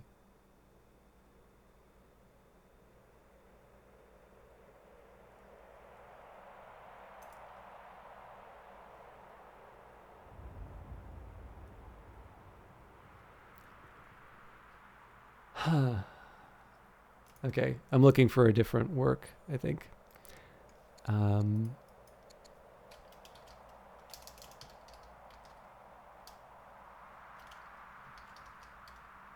Actually, yeah, Greek doesn't help me.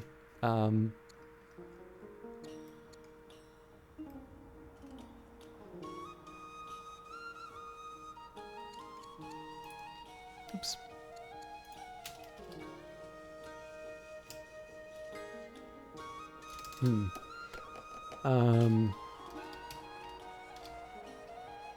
Okay, here's an interesting one. Princeton Encyclopedia of Classical Sites. Oops.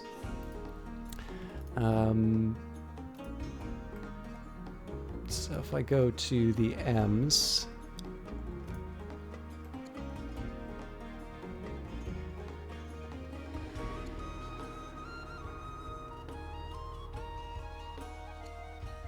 I used to be so much better at navigating this stuff.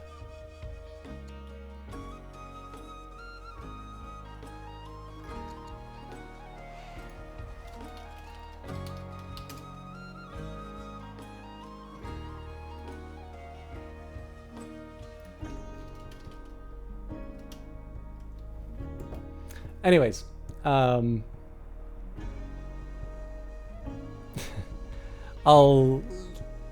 maybe just have to leave it to your own interest. But like, this is like,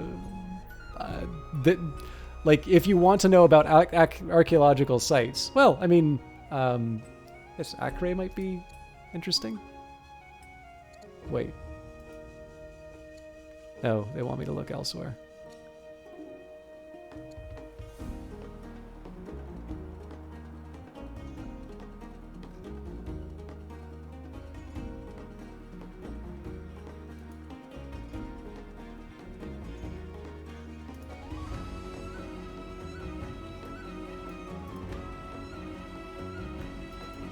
But yeah, what I was trying to say here is, like, this is, so if you're looking for scholarly sources, Perseus Library, in addition to having original works, sorry, I tend to get a little lost in terms of being able to just, I just kind of want to sit down and read some of the stuff where I'm looking through. But what this will do for you is, in addition to kind of having original works, it will also have works that are related to the study of the ancient world. So that's things like the Princeton Companion to Historical Sites. I could have sworn that Gildersleeve's Latin grammar appeared in this. I realize a few of you will be familiar with this. Procopius might be another name that a few of you are familiar with. Now, again, not all of this is going to be directly related to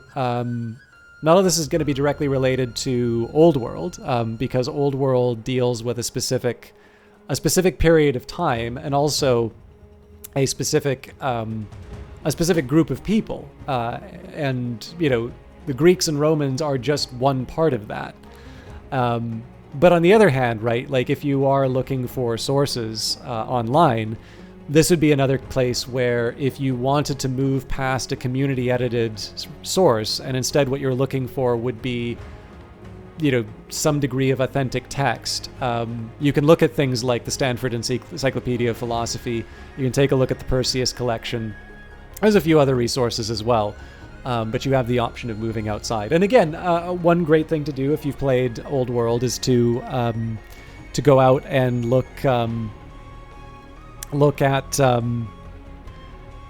look at the sites that that old world is referring to, because in that particular case, like, sure, it'll be Wikipedia a number of times, but it's not exclusively that. And for the times that it's not a reference to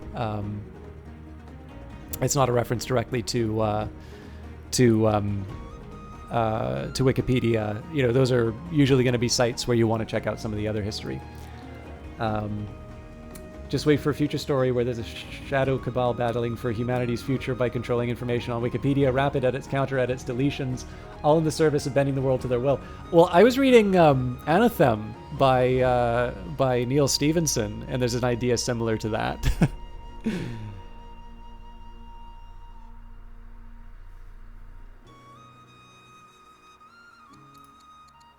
Anyways, sorry. The Delphic Oracle may have been present in some form in 1400. Sorry, I realize I'm going back over, but I do actually want to read this article. The Delphic Oracle may have been present in some form from 1400 BC in the middle period of Mycenaean Greece, 1600 to 1100 BC. There is evidence that Apollo took over the shrine with the arrival of priests from Delos in the 8th century from an earlier dedication to Gaia.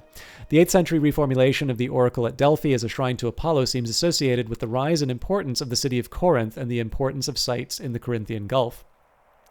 The earliest account of the origin of the Delphic Oracle is provided in the Homeric hymn to Delphic Apollo, with recent scholarship dates within a narrow range, circa 580 to 570 BC. Another thing that's actually helpful in terms of getting the most out of Wikipedia, and this is where I tend to, if I'm reading something that I'm kind of knowledgeable on and I have some doubts, the best corrections you can do in Wikipedia, in my opinion, are to actually read these footnotes and to see whether or not the sources claim the thing that they do. Because what is very frequent, I find, on articles that don't get a high level of scrutiny is that you'll have a fairly incredible claim being made, and there'll be a source, and either that source is hard to find, or the link is dead, or whatever. And then when you actually go to see the claim, the source doesn't actually say what it says it does. And again, you need people who are engaging to be able to correct stuff like that. Or, I mean, alternatively, what you do is you pay for someone else to do that vetting, and that's when you get, Encyclopedia Britannica or a World Book, I guess.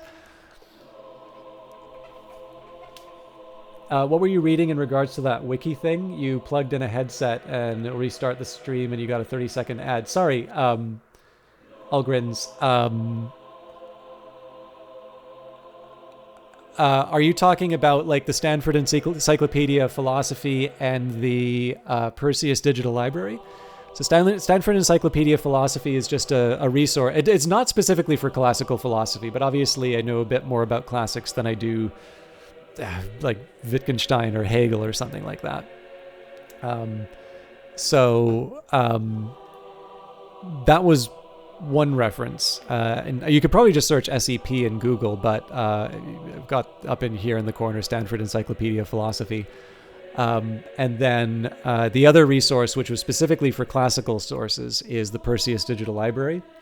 And I was just highlighting for the Perseus Digital Library, it's not limited to ancient texts, but it also includes some texts that are related to the study of the ancient world, and one I found particularly interesting. And in fact, because I know you're a Cultist Simulator player, oh,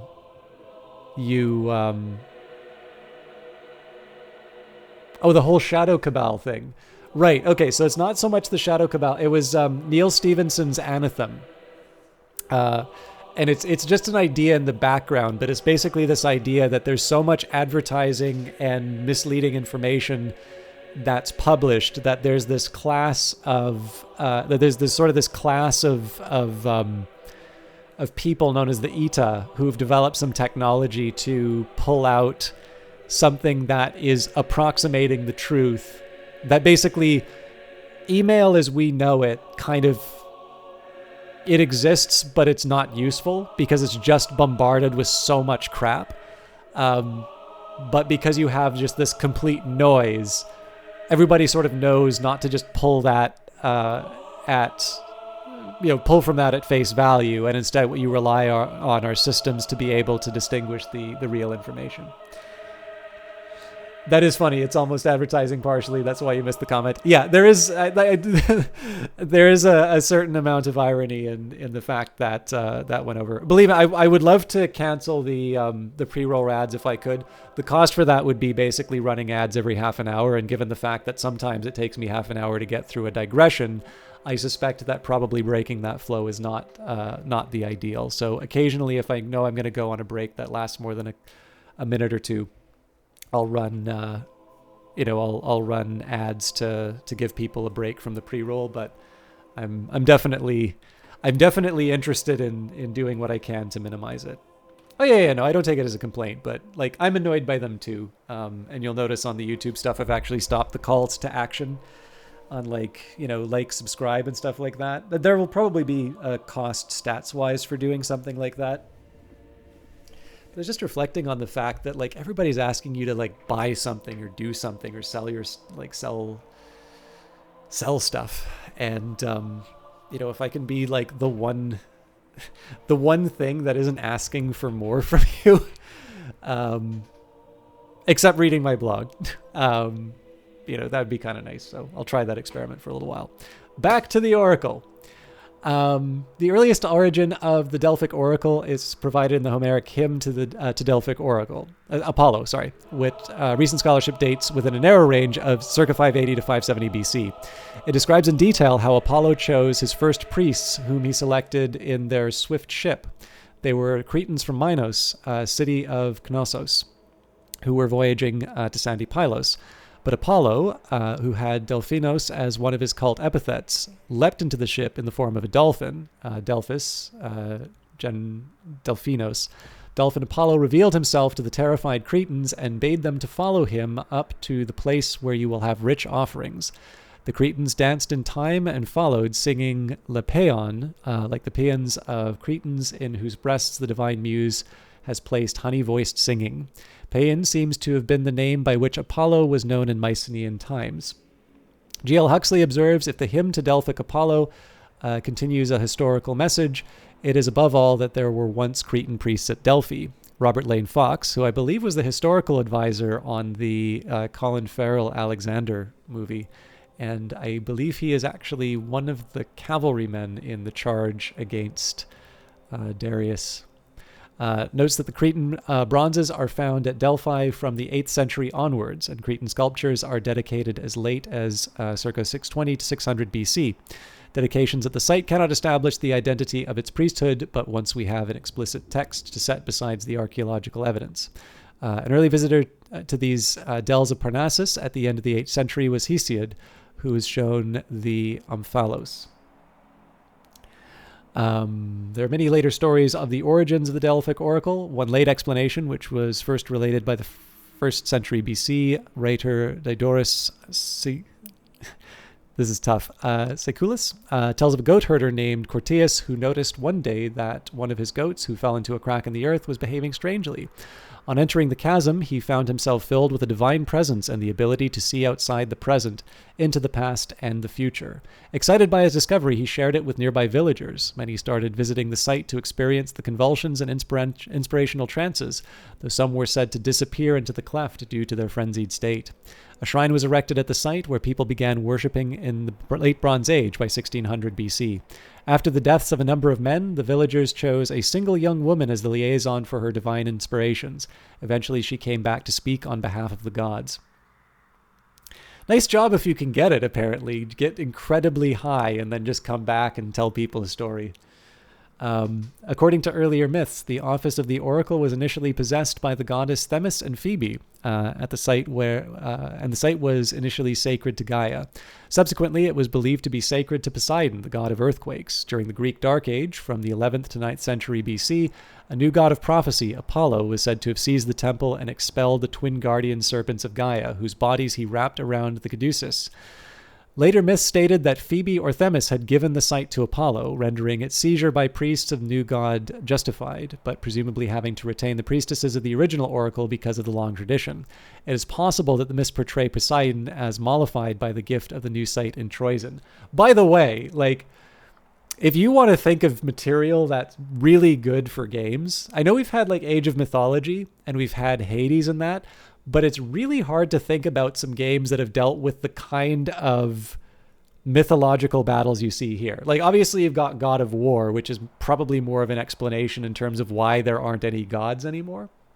But the idea of the world being shaped by these very large godlike conflicts, that tends to be stuff that is suggested as happening in the world, but you aren't actually taking part in.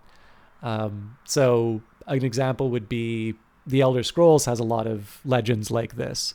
But there isn't an Elder Scrolls game in which you are playing any of these gods and causing the kinds of shifts you think of in the world. Yeah, and it's a tricky one, right? Because like God of War seems to be a little bit more of a story of someone who I'd argue is kind of not God, fighting them. And again, whether or not they sort of leave a stamp on the world and the state of the world, I haven't played any of those games, so I'm not sure if maybe I'm missing a detail inside of that. I mean, don't get me wrong though, like what I've seen of the God of War games, they're visually really impressive. So as far as sort of the scope and sort of the fairly potent imagery that you'll see out of something like that, I think that's probably on the right track. Although I will confess, I watched Johnny Big Time play God of War, and one of the things I really didn't like about it was that Kratos was a profoundly unlikable guy.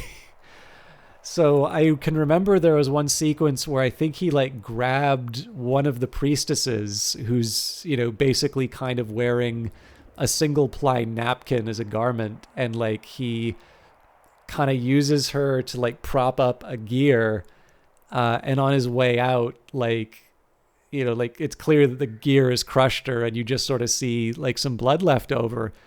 I just think like, this guy's an asshole. Like, why do I care about what's going on? And I mean, I suspect probably there's a story of some profound betrayal from the gods and the gods being basically unsuitable rulers. And that kind of theme is actually really, it's really interesting to me because I'm very fond of Ovid's Metamorphoses. And I think there's quite a bit of content in that which I think makes modern audiences very uncomfortable. Like it is definitely a work that I suspect is the subject of more than a few trigger warnings. And yet I really think that a large point of, and I mean, this isn't even my insight. This is kind of Bernard Knox's insight in his introduction to the Charles Martin translation, which is the one I'd recommend, by the way, if you're going to go out to the library for it. But you can find other translations, including the one that Shakespeare was probably referring to. But yeah, like the idea of the unsuitability of the gods is definitely a subject of very, very interesting. I mean, like probably my favorite epic poem of the classical world is Metamorphoses. I think it is just a truly amazing work. But so the fact that there is actually a modern game series that seems to be treading in similar territory is really interesting to me. But like the only thing that I got from the fragments I saw of God of War, the earlier ones, from what I understand, the most recent one actually works with that quite a bit, and maybe adds another dimension to Kratos. But what I remember from seeing the earlier ones, I found him a profoundly unlikable individual, and it was actually a little off-putting for me.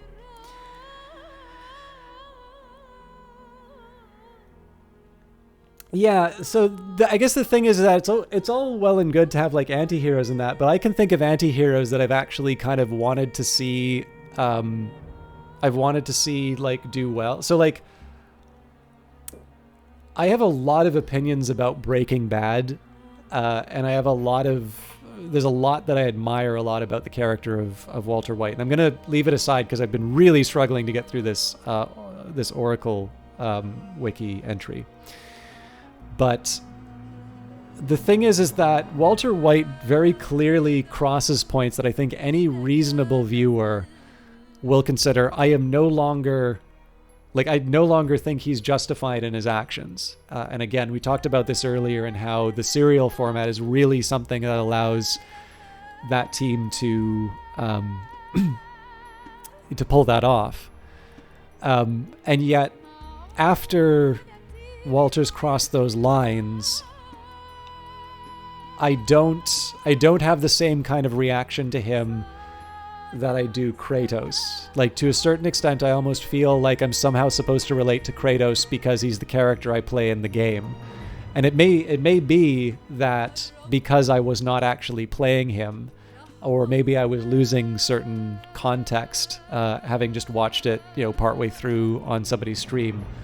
And that may have been a problem that I had with, I was missing necessary information to sort of be sold on the character. But yeah, for me, like, just because you're an anti-hero, I don't necessarily think it means that writers are off the hook for making them unlikable or unrelatable. I think there's a lot of very villainous people who I can feel a certain amount of investment for.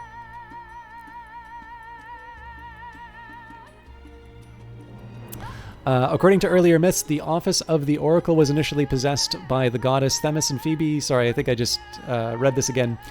Diodorus explained how initially Pythia was an appropriately clad young virgin, for great emphasis was placed on the Oracle's chastity and purity to be reserved for union with the god Apollo. But he reports one story as follows. Echecrates the Thessalian, having arrived at the shrine and beheld the virgin who uttered the oracle, became enamored of her because of her beauty, carried her away, and violated her. And that the Delphians, because of this deplorable occurrence, passed a law that in the future a virgin should no longer prophesy, but that an elderly woman of 50 would declare the oracles, and that she would be dressed in the costume of a virgin as a sort of reminder of the prophetess of olden times.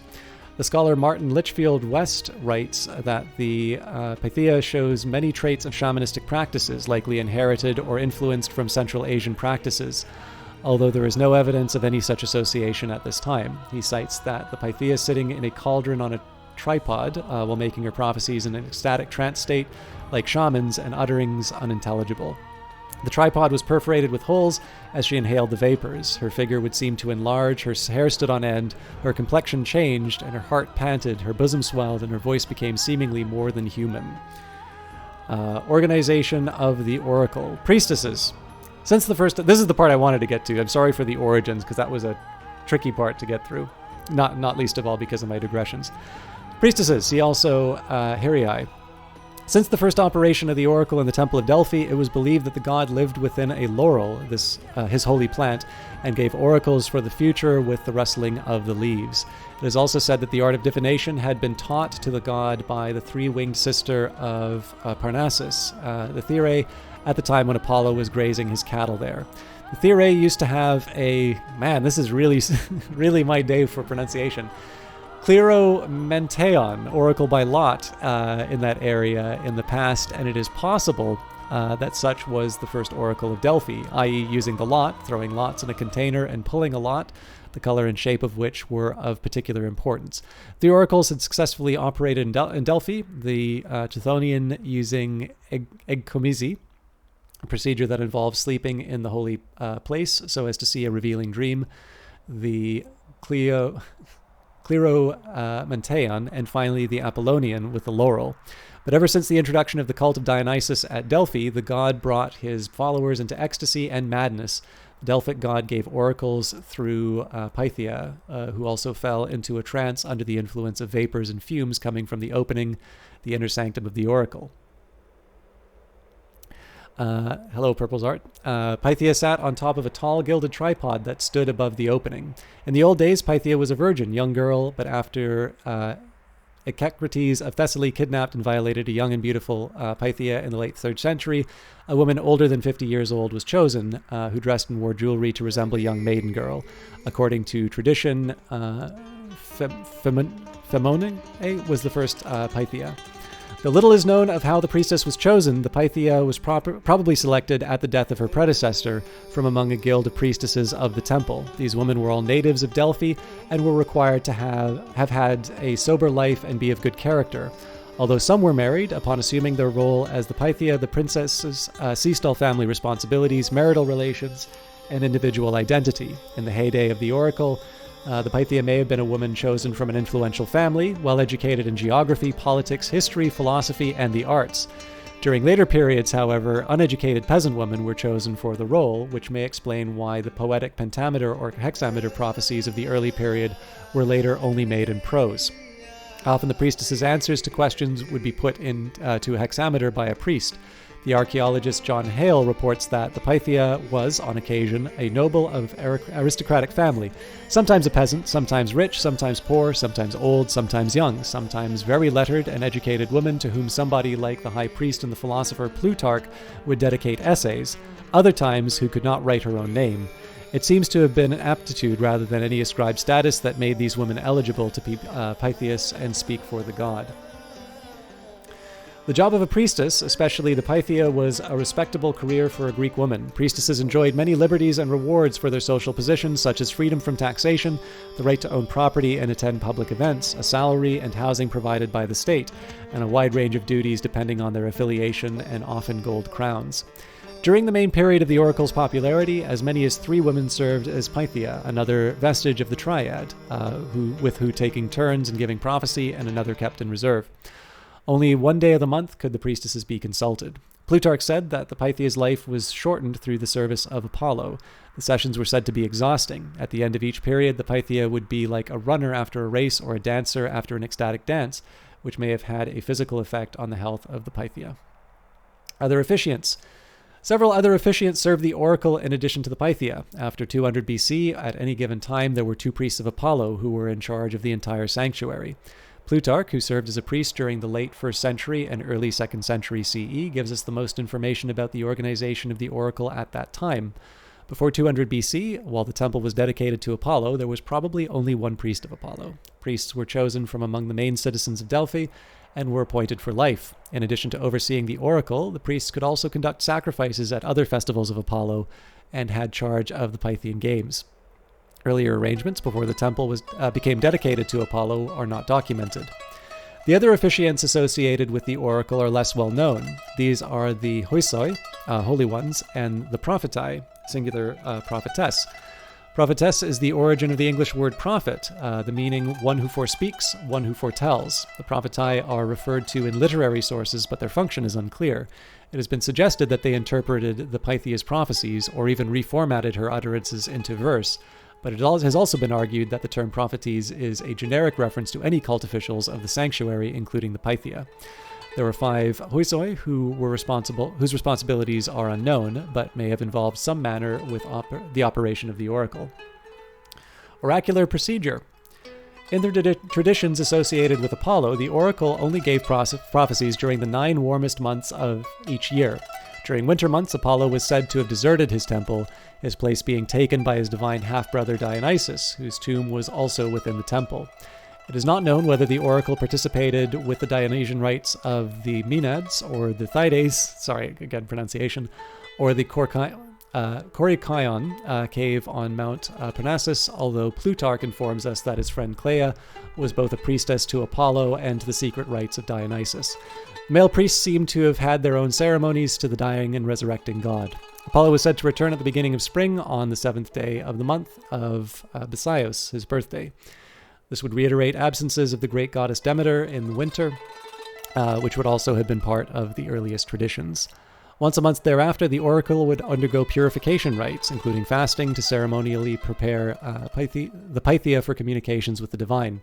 On the 7th day of each month, she would be led by 2 attended oracular priests, with her face veiled in purple.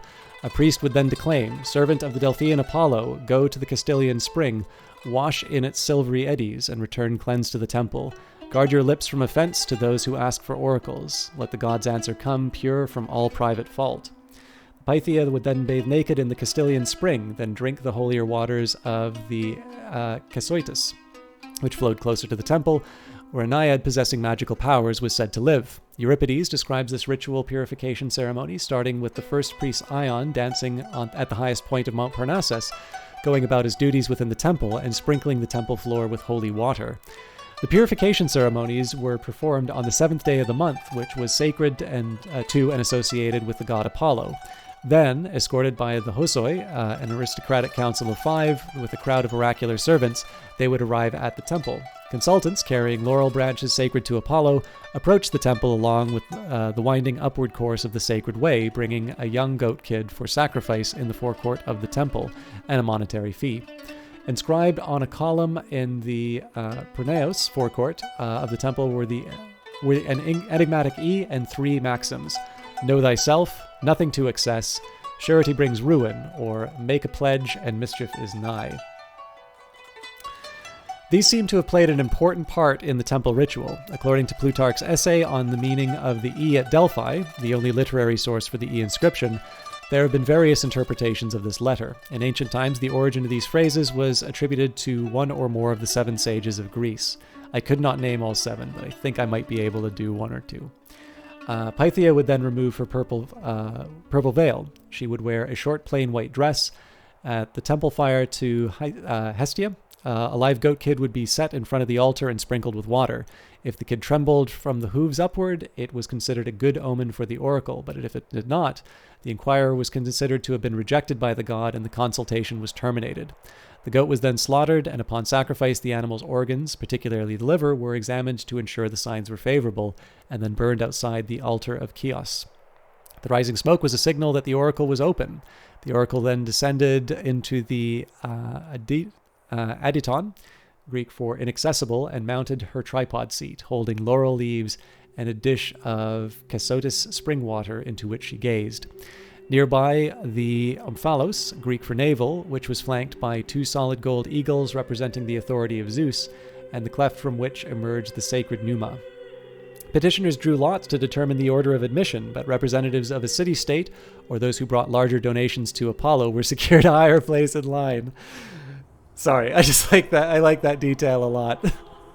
This is, of course, I would not be the one to make the game about the battles of the gods and how it winds up shaping the world, which I do genuinely think would be a very interesting... The closest I can actually think would be Black and White, which I realize is not God of War, but apparently everybody else's imaginations are going elsewhere with that. But if I were to make a game, I would almost be certainly making Temple Manager, in which the wealthiest get the oracles ahead of time. Each person approaching the oracle was accompanied with a proxenos specific to the state of the petitioner, whose job was to identify the citizens of their polis. This service, too, was paid for. Plutarch describes the events of one session in which the omens were ill-favored, but the oracle was consulted nonetheless. The priest proceeded to receive the prophecy, but the result was a hysterical, uncontrollable reaction from the priestess that resulted in her death a few days later. At times when the Pythia was not available, consultants could obtain guidance by asking simple yes or no questions to the priests. A response was returned through the tossing of colored beans, one color designating yes, another no, but little else is known of the practice. Between 535 and 615, the oracles, statements of Delphi, are known to have survived since classical times, over which half are said to be accurate historically. See the list of oracular statements from Delphi for some examples. Cicero noted no expedition was undertaken, no colony was set out, no affair of distinguished individuals went on without the sanction of the oracle. The early fathers of the Christian Church could think of no explanation for the oracles, but that demons were allowed to assist them to spread idolatry, so that the need for a savior would be more evident. One thing that I would maybe mention in terms of the casting of the beans, I'd read, this might have actually been Atlas Obscura now that I think of it, but there was an interesting article about dice in ancient Rome and the idea that basically it was very clear that a lot of dice were crooked. Like they were not shaped in such a way that you would expect an equal probability of a result. But it was also true that this wasn't actually a concern for the construction of the object, because random numbers were governed by the gods, and the gods weren't necessarily going to be inconvenienced by something like physics. If it was sort of intended for a result to come up 1, or whatever our equivalent would be, then that would be what happens. which I personally, I like that detail. I don't have, again, a scholarly source for that, but it's too good not to check. Or I guess too good to check is what I meant. Experience of supplicants. In antiquity, the people who went to the oracle to ask for advice were known as consultants. Oh God, there is a wonderful modern age satire that you can write out of this. In antiquity, the people who went to the oracle to seek for advice were known as consultants, literally those who seek counsel. And it would appear that the supplicant to the oracle would undergo a 4-stage process, typical of shamanistic journeys. Step 1, the journey to Delphi. Supplicants were motivated by some need to undertake the long and sometimes arduous journey to come to Delphi in order to consult the oracle. This journey was motivated by an awareness of the existence of the oracle, the growing motivation on the part of the individual or group to undertake the journey, and the gathering of information about the oracle as providing answers to important questions. Step 2, preparation of the supplicant. Supplicants were interviewed in preparation of their presentation to the oracle by the priests in attendance. The genuine cases were sorted, and the supplicant had to go through rituals involving the framing of their questions, the presentation of gifts to the oracle, and a procession along the sacred way carrying laurel leaves to visit the temple, symbolic of the journey that they had made. Step 3, visit to the oracle. The supplicant would then be led into the temple to visit the Aditon, put his question to the Pythia, and receive his answer and depart. The degree of preparation already undergone would mean that the supplicant was already in a very aroused and meditative state, similar to the shamanistic journey, and elaborated on in the article. Step 4, return home. Oracles were meant to give advice to shape future action. This was meant to be implemented by the supplicant or by those who had sponsored the supplicant to visit the oracle. The validity of the oracular utterance was confirmed by the consequences of the application of the oracle to the lives of those people who sought oracular guidance. So there's more details here. Some of the scientific stuff is actually kind of interesting, but I really just wanted to get the structure. One thing that I thought was really interesting, there is there's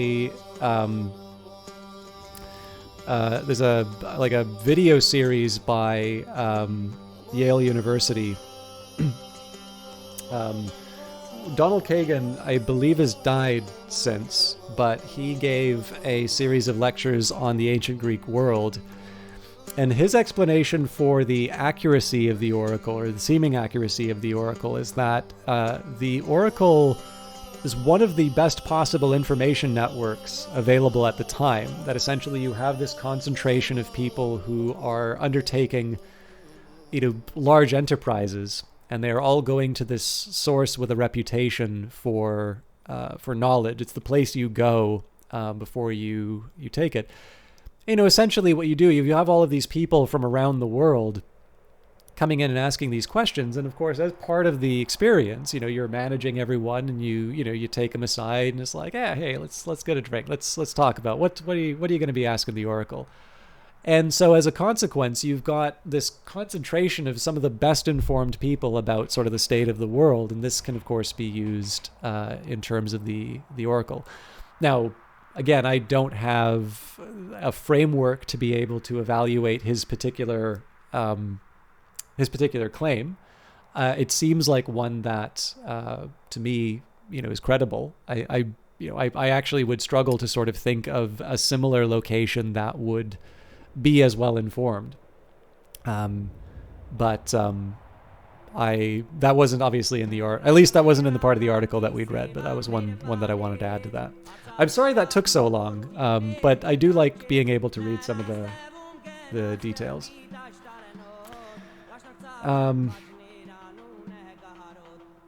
All right, and just as a reminder of what we get, Purple's art says the Oracle as information broker certainly seems to align with the bonuses you get in Old World, so it's an urban improvement, cannot be replaced, 2 victory points, 4 culture a year, an extra tech card in the hand size, we get a free agent network in all holy cities, and potential bonus plus 10 gold a year per religion. With this wonder, my legacy will endure. Okay, let's get through what we were planning on doing. So we've got 7 of 8 lumber mills constructed. This is kind of wasteful, but I do want this worker back in their territory doing the work I wanted them to do. I don't have land consolidation, so that doesn't help me. What do I want them to do here?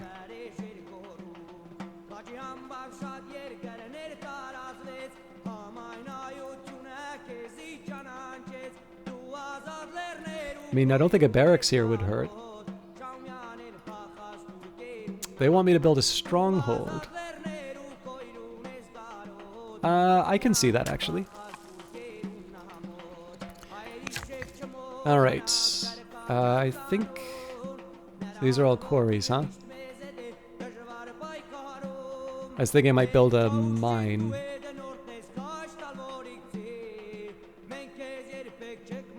We also have quite a bit of discontent, so actually I think maybe it's time we start giving back in terms of amenities. Okay, we've got our gold mine, so that's going to help us economically. I do like my fish. Okay, so we don't have a whole lot as far as orders are left for being able to transport people. However, it does actually look like we built that chain, which I'm pretty happy about. And it does look like we're in a pretty decent shape for... I mean, we need a lot of money. I'm maybe a bit worried about the state of this chariot. But I think... I'll put it to you this way. We could be worse off.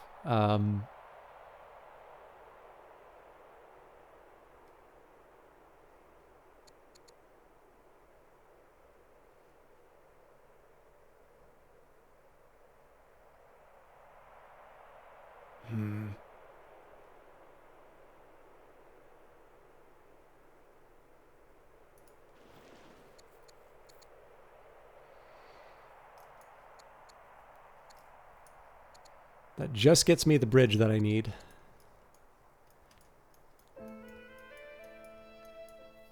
Cool.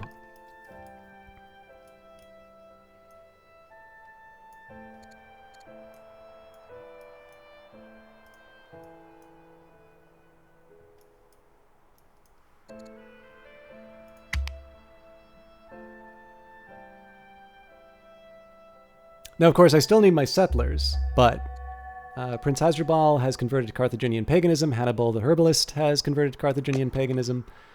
Well, there's the first. So we got a second one coming up here. I don't think anybody else is building a settler, though. So, first things first, let's get our anchor down.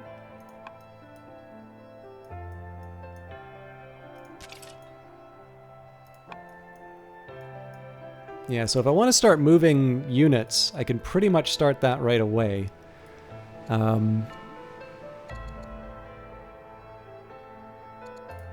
Let's continue with the worker pattern, though.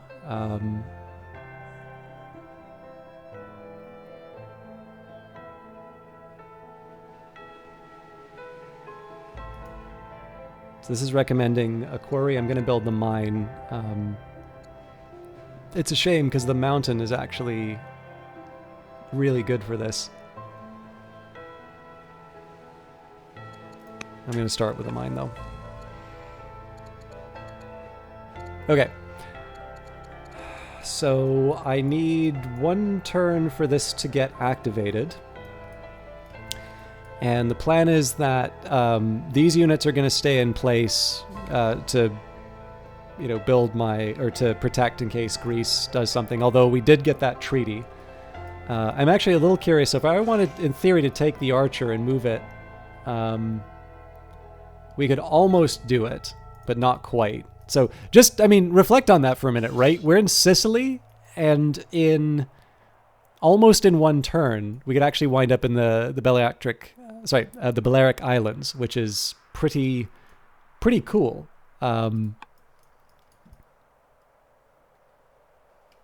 But again, I want to use my free units. So let's say, well, you get a promotion. So Eagle Eye's pretty good to have on ranged units, I think. And I think I'm actually going to fortify.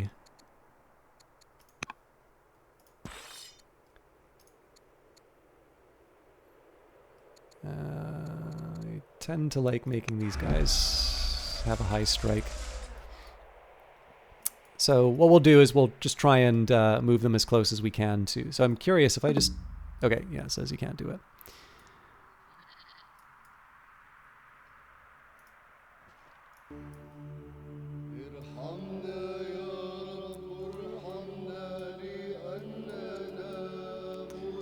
I'm slightly curious on one thing. So if Carthage is going to build a settler, that's going to be 5, and that would be 7. So it's actually faster for me to wait the 1 turn and let Carthage build the remaining 1. There's certainly no shortage of things that we can do. Let's actually build a rancher, again, just for the extra orders. I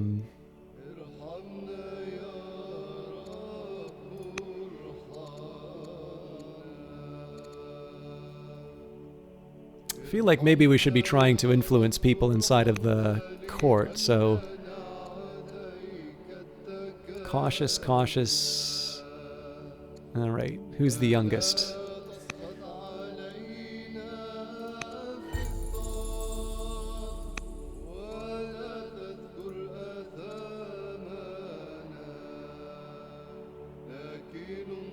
It costs a little too much. Actually, hang on. That costs money too, so we can buy, I believe we can buy up that chariot if I just hold my horses. So, yeah, we're not going to take any actions as King Mago. Well, I could rally the troops. Yeah, we'll leave that be. Let's actually see. I think it may not hurt for me to think about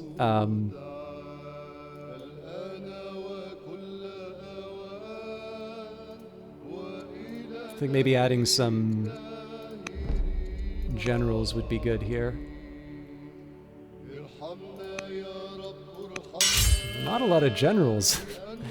And let's maybe try and do this to any units that are further away. I'll do that to melee units that are further away.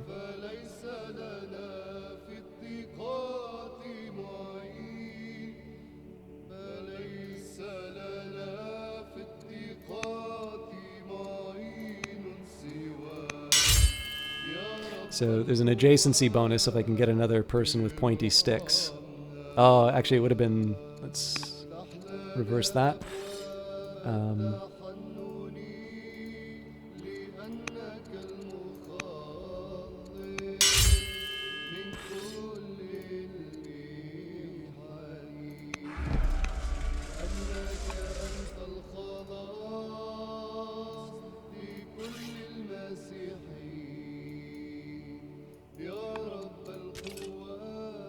Okay, I think I'm going to use the scout. I don't want to abandon my exploration plans. All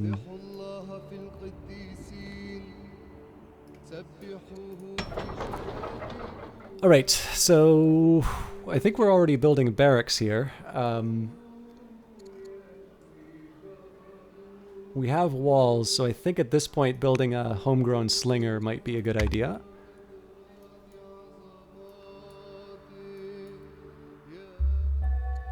The lighthouse is completed by Greece, keen to indulge in the pleasures of the flesh. Prince Hasdrubal has wanton, and General Ildash Horsebane is converted to Carthaginian paganism.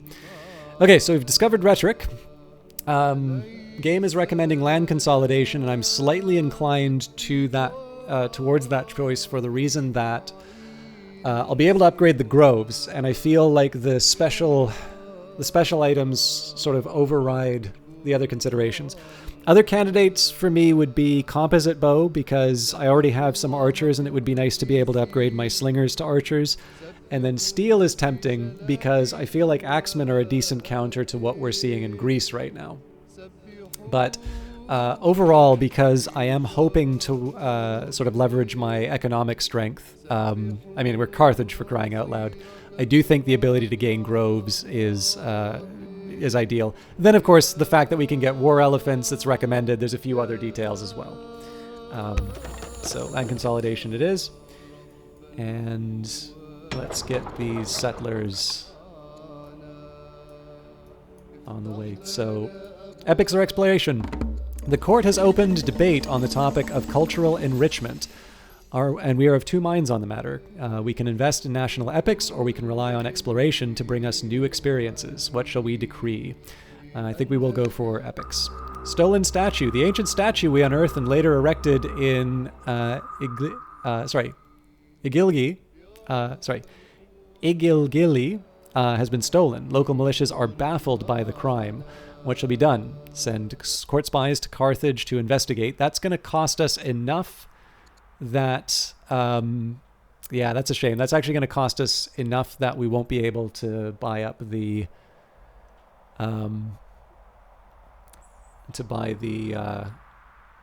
unit. But we will stun the court spies.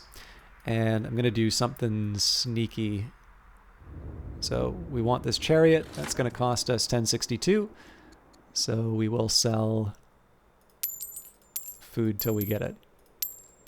I really do not want to keep coming back to this well, because the way the economy in this game works is that the more you buy and sell certain items, it is actually going to wind up, you're going to affect the price. But in this case here, discovered the Baetis River, +1 legitimacy. This is something that I'm going to be able to turn into a pretty immediate gain. So I think in this case it's justified. So before we kick this off, nuts.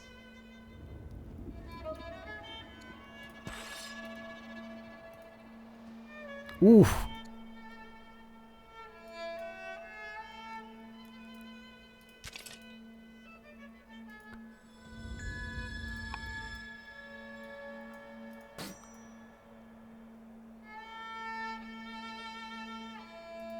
This is gonna sting.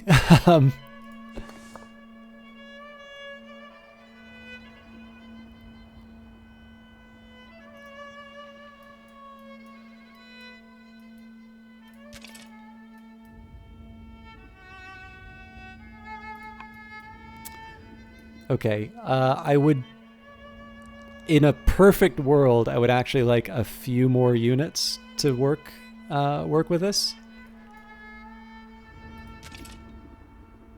But I'm also gonna...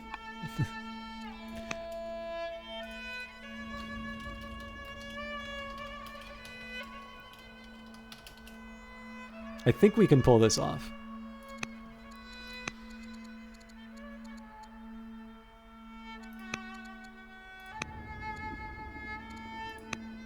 The court awaits your command. Shall we declare war on the Phoenician Iberians? Proceed with the war preparations.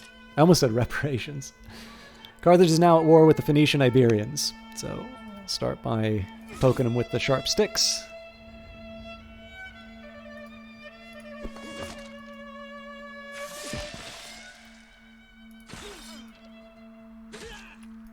So the reason why I did it in that particular order is to see if I can sneak these spear units in. Not exactly. Okay.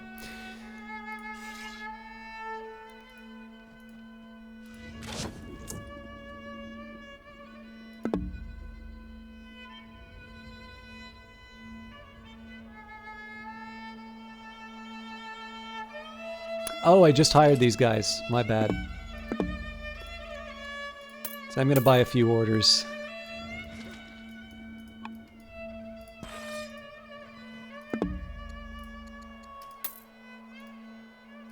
So there is, of course, the question, do I want to try and do anything with this spear unit? And I think in this case, the answer is no. Like, it would be nice to have a little bit more momentum, but I'm content with leaving things the way that they are. The biggest thing I'm worried about is losing units, and I don't think we're in a situation where we'll lose units. We're also going to be able to put a bigger hit on the Phoenicians next turn because we don't need to move our units in place.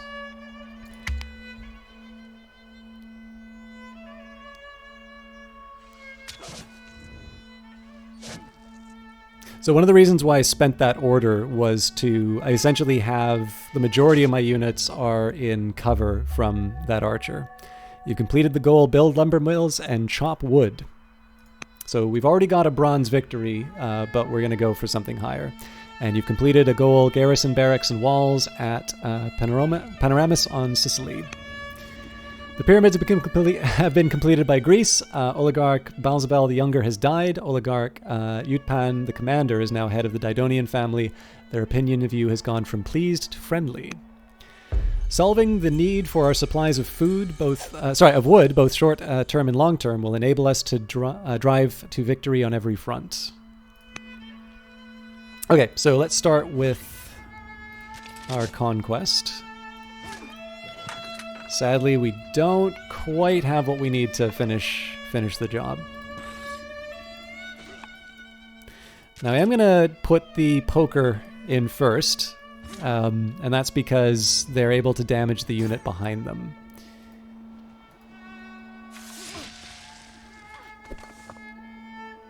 So this will just be a little bit of chip damage, but every little bit helps.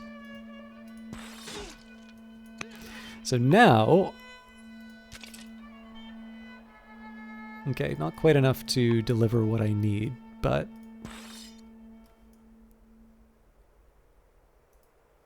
we can at least get these people in the place I need them. This is the advantage of having this chain of boats. And we've got 3 orders left, so I'm probably not going to be able to do what I want with my workers, but let's make that the priority. Okay, so we got a stronghold now. I was originally going to build a barracks, so this should do the trick. Now as for you... Oh, God. I really don't know, and they only have 1 move anyway. So maybe what I'll do instead is I'll just start moving one of the settlers closer to the objective. We still need to figure out how I'm going to get my hands on the silver. What I may do is I may actually just redirect this force into this part of the map. But obviously taking on the Berbers this way is going to be a pretty thorny prospect. And that's where this settler becomes important. The 1 silver mine I'm definitely not trying to take is the one up here. I have absolutely no interest in going to war with Greece right now. So, Oea. Another Byreme wouldn't hurt. We don't have any citizens to work with right now. We do also have level 2 discontent, so it might be a good time for me to put on a festival.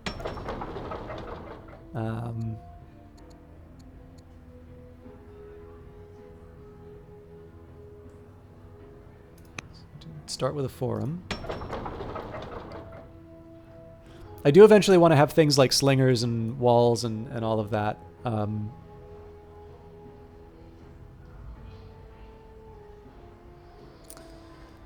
There is a temptation for a woodcutter because of the extra wood, but I usually go for fishers first.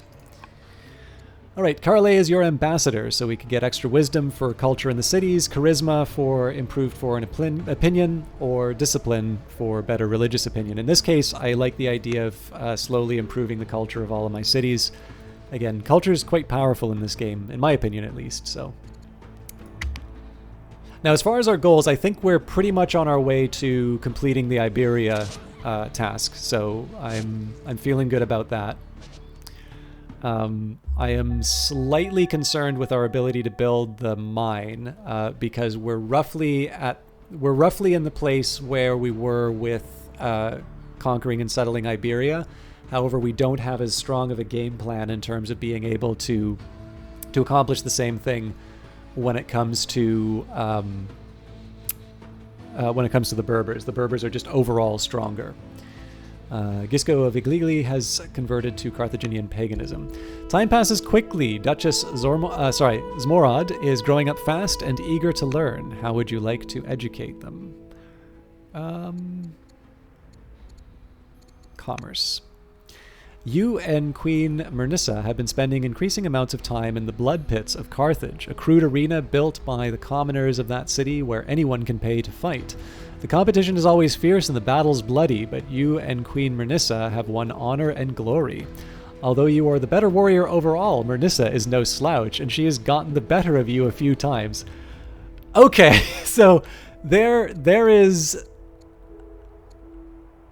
so much to talk about here. Okay, sorry. This is the Numidian queen. Okay.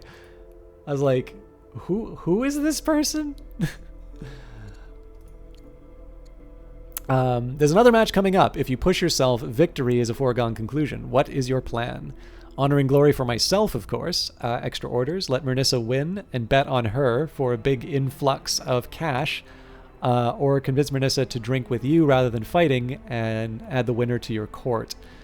Cool. I'm actually going to let Mernissa win and bet on her because the extra cash is super helpful. An endeared Numidian ruler is also probably a nice thing to have. Yeah, so let's run with it. Okay, this is a concern actually. So let's start. We'll poke a king's ransom. Okay, I am gonna bring up the wiki article, but maybe we won't spend as much time on this one. During the battle, the cowardly Iberian colony leader, King Gamuth, fled the battlefield, abandoning his wife and 2 daughters. Now in hiding, he appeals to us for mercy, hoping to buy back his imprisoned family. What, if any, mercy shall we show the enemy? The Battle of Issus, also Issos, occurred in southern Anatolia on November 5th, 333 BC, between the Hellenic League, led by Alexander the Great, and the Achaemenid Empire, led by Darius III. It was the second great battle of Alexander's conquest of Asia, and the first encounter between Darius III and Alexander the Great. The battle resulted in the Macedonian troops defeating the Persian forces. After the Hellenic League soundly defeated the Persian satraps of Asia Minor, led by the Greek mercenary Memnon of Rhodes, at the Battle of Granicus, Darius took personal command of his army. He gathered reinforcements and proceeded to lead his men in a surprise march behind the Hellenic advance in order to cut off their line of supply. Alexander was forced to countermarch, and the stage was set for the battle near the mouth of the Peneus River and the town of Issus. So, aftermath? The Battle of Issus was a decisive Hellenic victory, and it marked the beginning of the end of Persian power. It was the first time the Persian army had been defeated with the king, Darius III, at the time present. After the battle, the Hellenes captured Darius's wife, Satyria, the first and his daughter Satyria II, and Dryptis, and his mother Sisygambis, all of whom had accompanied Darius on his campaign. Alexander, who later married Satyria II, treated the captured women with great respect. Later, the Spartan king Agis III recruited the Greek mercenary survivals of the Battle of Issus, who had served the Persian army, a force of 8,000 veterans, and used them in his fight against the Macedonians. In the summer of 331 BC, Agis defeated Corrigus, the Macedonian general in command of the Peloponnese and a garrison of Corinth, but was finally defeated at the Battle of Megalopolis.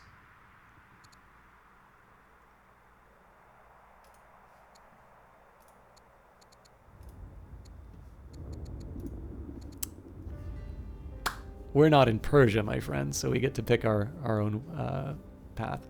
So his craven display was ransom enough. We become gracious, we get extra charisma. Now there's consequences for that because the Berbers and the, I can never remember this, the Didonians are greedy. His family is the cost for cowardice. So we gain legitimacy. Well, not exactly. We gain legitimacy by taking a tribal royal family, but we lose it by adopting a child, and we become cruel. Or everyone has a price, at which point we'll gain cash. Everyone has a price. So the reason I did this is that I want to see if I can rush the chariot in to deal with these archers. Star charts. Our explorers discover a cache of yellowed star charts in the ruins. The former inhabitants must have been a tribe of great navigators. Who should receive these charts? Our scouts could use the direction. We gain another scout and orders, or our astronomers are in need of inspiration. Now, there's a small problem here with the court scholar in that science is... So basically tech takes longer to research in this scenario. So you can look at this 2 ways, and I've been kind of inconsistent in terms of how I approach it, if I'm completely honest.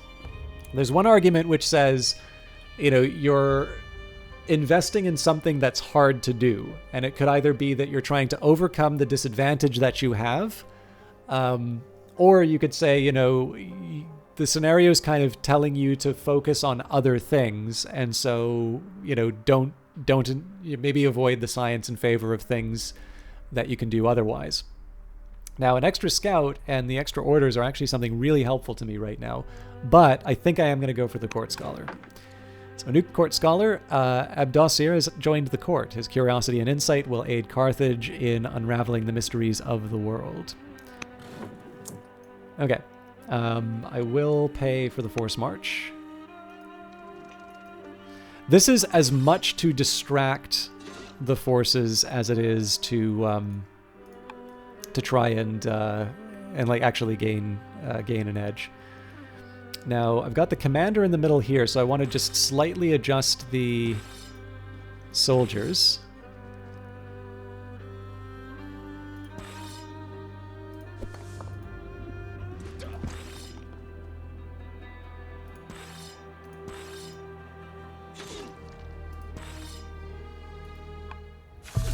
In an act of supplication, the surviving Iberian colony nobles offers you a wealth of jewelry, fineries, and icons representing their culture. As conqueror, you are expected to wear this traditional raiment. Our generals grumble behind your back, but there is wisdom in appealing to the newly vanquished. I will not be tainted by these savages. Lower opinion, but I gain legitimacy. These prizes are mine by right and rule, so I become exotic for additional charisma, or put these treasures in our nation's coffers. I'm going to go for the extra legitimacy this time. Okay, so I do get the advantage of being able to move some of my units into position. We've discovered the Theta River, +1 legitimacy. I can promote, so... bonus versus ranged units is actually kind of fun here. I think I'll do combat. And it'd be nice if I can crowd more units inside this area, but clearly we're sort of tied up right now, so.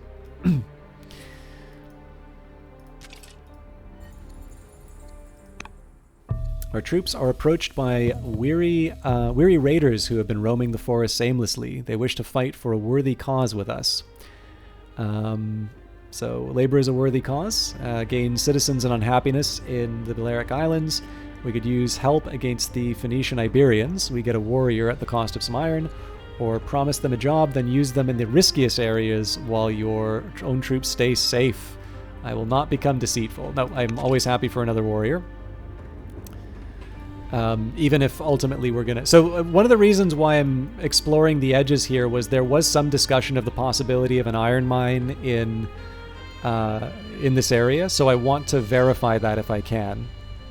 And that's, it's not my favorite use of troops by, but in this case it may prove very helpful. So if we can if there's a silver mine somewhere on here, and I'm able to translate that into, if I'm able to translate that into completing this objective, then we're at 8 goals completed. That would give us silver victory. And more importantly, it avoids a conflict with the Berbers, which I'm trying to avoid. I mean, if we have to, we have to, right? We know we're going to be able to take them out, but it'd be nice if I didn't have to. So we'll definitely go for the miner here. And that's it for the year.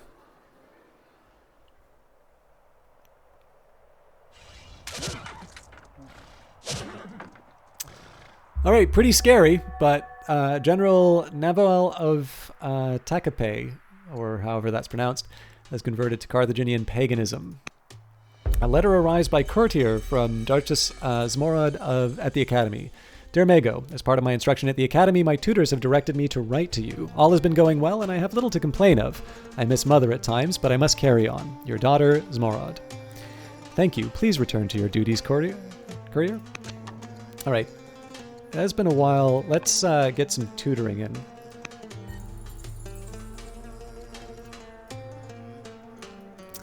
Next up, let's finish the job. So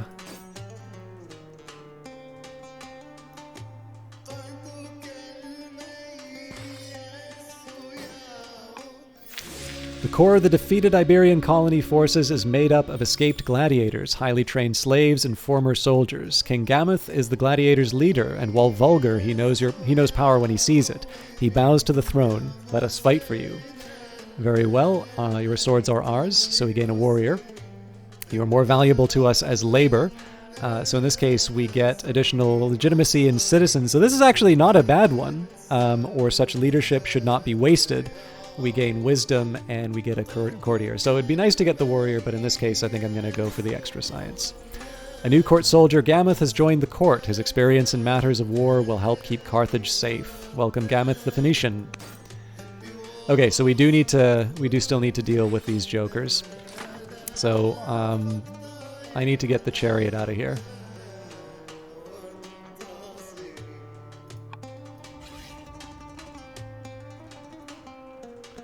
Sadly, our hopes for silver seem to have been dashed.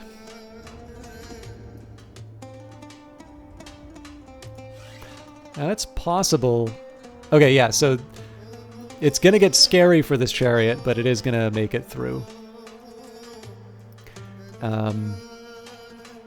Let's focus on getting our settlers where they need to be.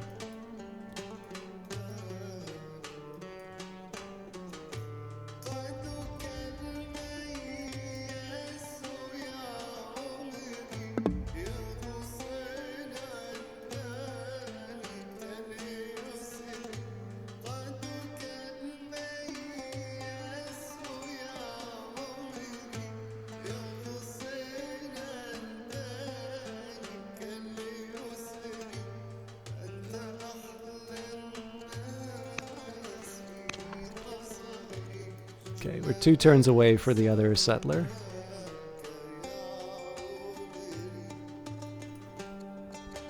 It looks like our workforce has completely come to a standstill. So let's start with the scout. Oh, come on. You know what? That's a complete waste of a move. I don't know what I thought I was doing there.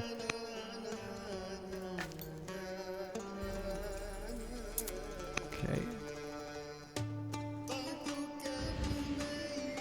Again, we're looking for silver mines if we can find them. Worker time. Okay, so this is recommending the necropolis. Now, it's going to cost us a bunch of money to buy the stone, but I actually think that's maybe not a bad idea right now. I'm curious why they want me to build it here, though.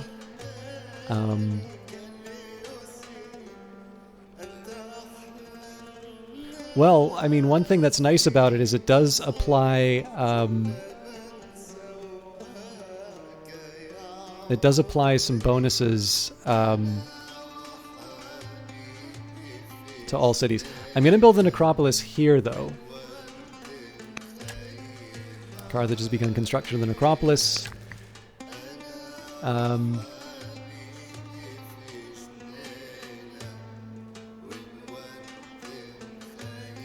I don't think a barracks is a bad idea here.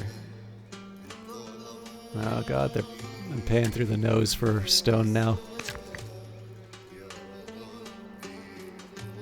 I definitely like the idea of a mine here, because we are running short on iron.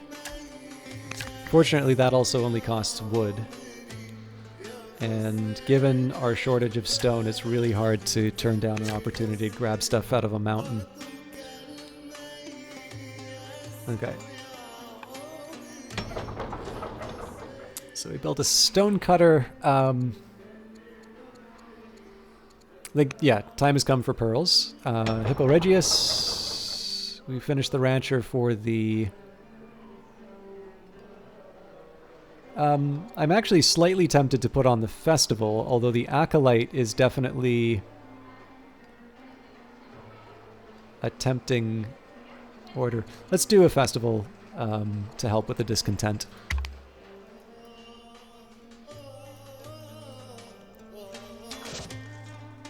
Okay. Reports of a tribal rage from a Libyan hovel near Oea. Afflicted by nigh constant vomiting and diarrhea, King Mago the Fountainhead is severely ill. Time to celebrate! The people are happy, and the change of season is nigh. It is time to celebrate. The Didonian and Magonid families have volunteered to fund a festival in honor of those who have given so much to the nation. They ask for our wisdom about whom to raise up at this event. So the oldest and most deserving, 20 opinion for seniority for Didonian Magonid, and then 80 culture in Carthage. The head of every noble family, so dynastic, again 80, or the poorest of the poor, Mago becomes gracious. However, there are costs because of the opinion of gracious. Let's go for the head of every noble family.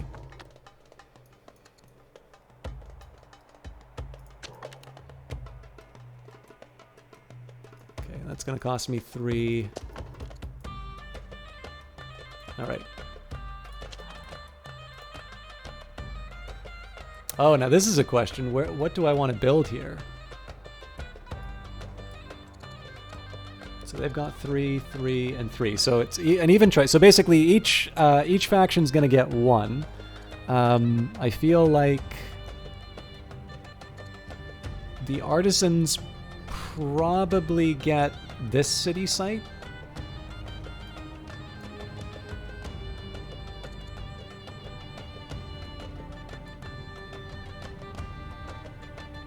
Well, you know, actually, there's better choices for mines here. Okay.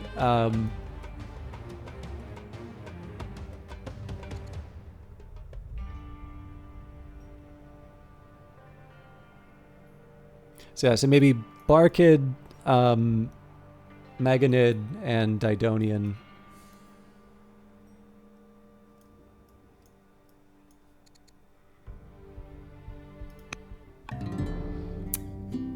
Carthago Nova. Or I guess Carthago. Anyways, we'll start with a worker as we always do. So let's try and get a settler as close as we can to our target.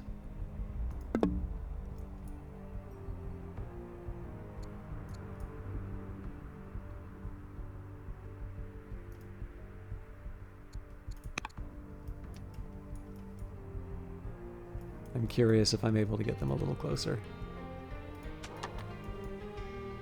Nope, that's the closest. Okay. Ildash's general is Sacred Band. They can become brave, bonus against melee units, heckler, bonuses against the general, or upgrade discipline. Let's go for the discipline. So that's not going to help me. If anything, I'm going to die at the hands of that unit. But we can bring up the... We can bring up the rear and start firing some arrows at them. Yeah, so I think I was holding out hope that there was like some secret silver mine just like waiting in the corner somewhere. I think I should abandon any, you know, any illusions about silver being available anywhere but here. So what I'll probably wind up doing, I'll maybe repurpose some of the ships.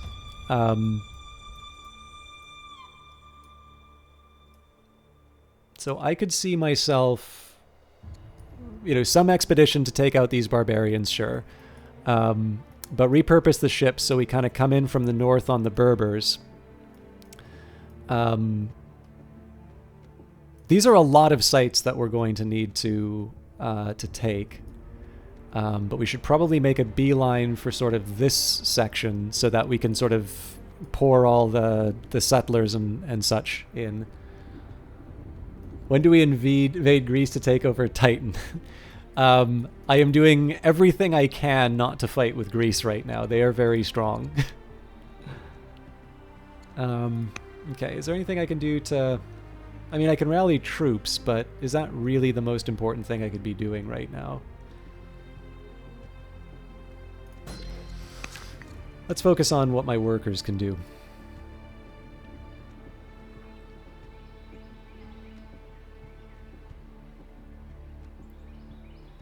Okay, I don't hate the idea of a barracks here.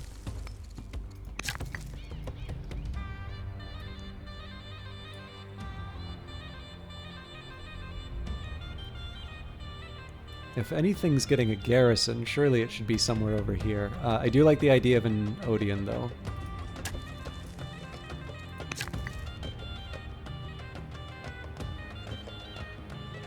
Okay, yeah, I think the time has come, actually, for me to maybe be investing a little bit more in the infrastructure. Okay, I'm going to skip this unit because I really don't want to be buying any more stone for the next little while. That's actually going to limit my expansion, but there's a few tricks I can do.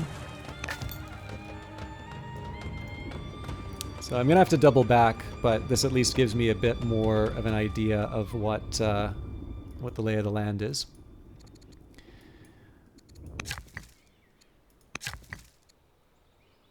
We don't have land consolidation yet, so the quarry's kind of tempting here. We've already got a barracks, so I'm not quite sure why they're recommending one over there. Lumber's certainly always in need. Sorry, always in demand. What if I were to try to build a shrine? Well, that's clearly not happening.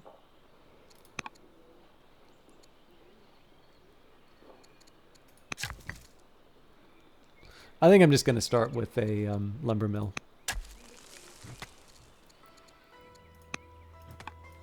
It's very hard to see the acquisition of more resources as being a bad thing, so...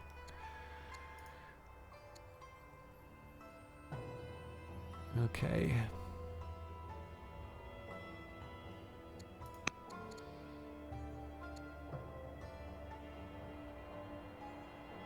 I'm assuming the Phoenician Iberians continue to exist because of this archer. I'm assuming that there is no actual site that they control.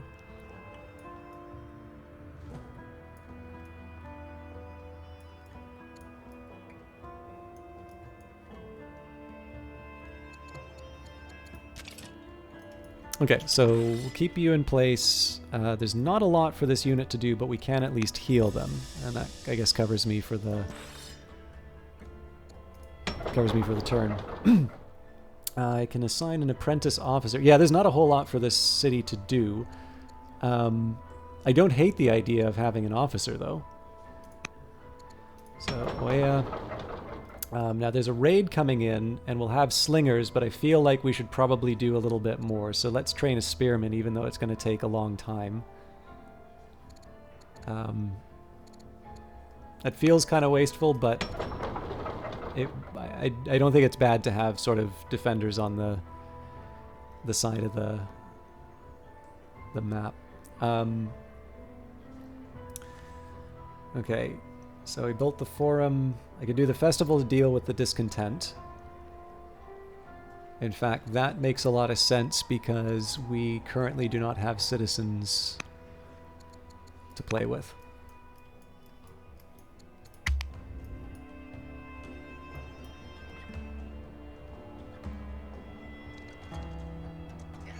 Yes, please continue to hurt the Greeks. Your doctors and diviners have warned you that the end is near. Time to get your affairs in order. Matriarch Nasma, the diplomat, governor of Hipporegius, has died in office. Matriarch Ashnat the Younger is now head of Carthaginian paganism. And Matriarch Nasmat, the diplomat, governor of Hipporegius, has died in office. Let's choose a new governor if we can. Again, where I can, it's nice to have all positives, but there are some... Well, no, so here of Corrales, it is.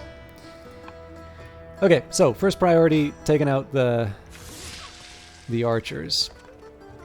So remember, our goal here is to conquer and settle Iberia. Sadly, we will not do this in the lifetime of the current ruler, but we'll be darned close.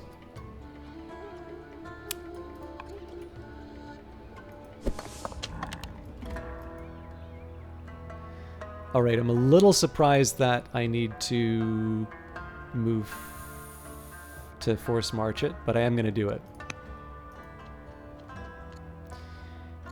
So I think in this case we'd said we were going to go for the Magonids because of artisans. So we have access to marble as well as dyes.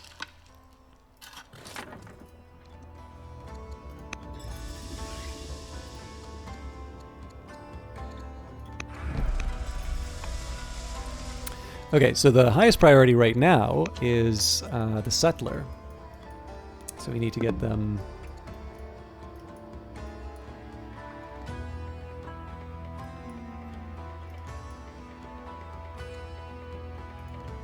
We need to get them ready to grab this area. Now, depending on my availability of orders, I can sort of afford to sort of break up this bridge a little bit. I don't want to break up the bridge to Sicily because, again, the Greeks, if things get aggressive, we're going to want to be able to pour units in the area. But yeah, let's start with idle workers. And, of course, the scout.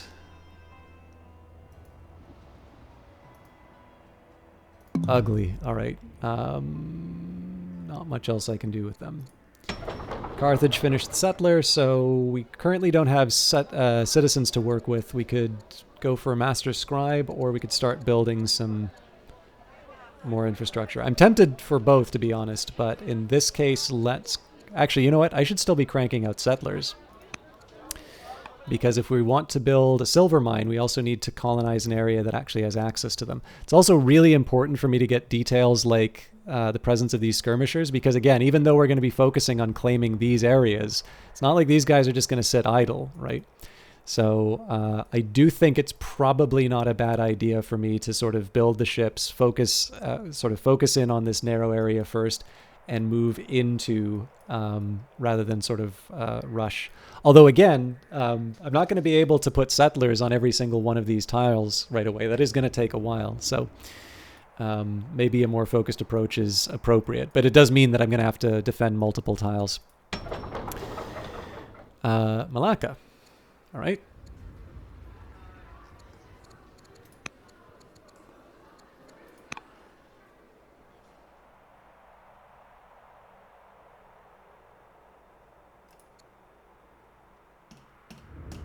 Three orders.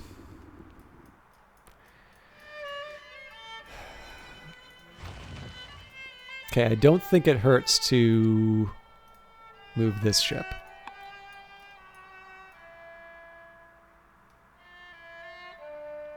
Honestly, I should probably just build more biremes and have proper coverage.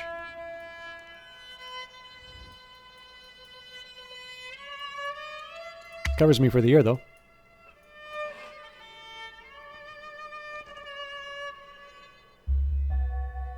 All right, Abdosir the scientist has tutored Duchess Zromond, improving her discipline. King Mago the fountainhead has died in office. Hishmat the scholar has died. Eshmanazar the judge has converted to Carthaginian paganism. And Prince Hanno is now old enough to be tutored by courtiers. The end of an era. King Mago the fountainhead has died. We met his passing with hushed voices and heavy hearts, preparing the way for King Hasdrubal the New, heir to the throne of Carthage. Sorry, prepare the way. Long live Hasdrubal the New. Soon after your coronation, you receive a message from Nicasopolis, heir to the Greek throne. She sends her congratulations and well wishes. As the next in line of succession, she believes that the two of you should establish a close personal friendship. Dealing with Nicasopolis directly undercuts the Greek tyrant Galon, which could endanger relations. So you could reply warmly and seek her favor, politely refuse, or openly discuss the latest scientific developments, acquire random technology, and we become cunning. Oh, yeah. Carthage discovers scholarship. You are surprised to find that General Ildash Horsebane has been spending a lot of time with Duchess Zromond, running errands and even doing work for the child. Upon further investigation, you find the clever young Zromond has been making use of her commercial knowledge from her recent studies and access to the royal coffers, of course, to exploit Ildash's greedy nature. Zmoron has been bribing Ildash into being her servant. Is this impressive strategic thinking, or simply an abuse of power? So skills like these will serve you well, but she becomes corrupt, or you can't rely on money to grant you power. -1 charisma, but becomes righteous. I'm not really sure which one to do, but the idea of a corrupt governor is maybe not exciting for me. Time passes quickly. Prince Hanno is growing up fast and eager to learn. How would you like to educate Hanno? Where are they in the line of succession? Probably first, right? Yeah, we'll study philosophy. Okay, Mago the Fountainhead, governor of Carthage, has died an officer. Let's choose a new governor. Usually I make that me.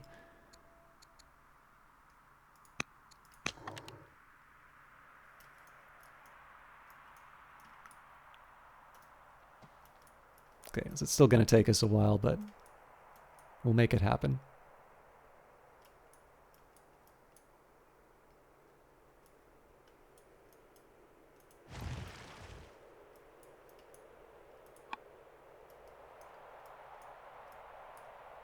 In fact, now we're going to be able to move that that bridge of biremes. All right, as always, we want to make sure that our workers are doing productive things. So it's recommending a garrison. Again, that's hard to argue with. Is that the best use of my... Is that the best use of my limited city tiles?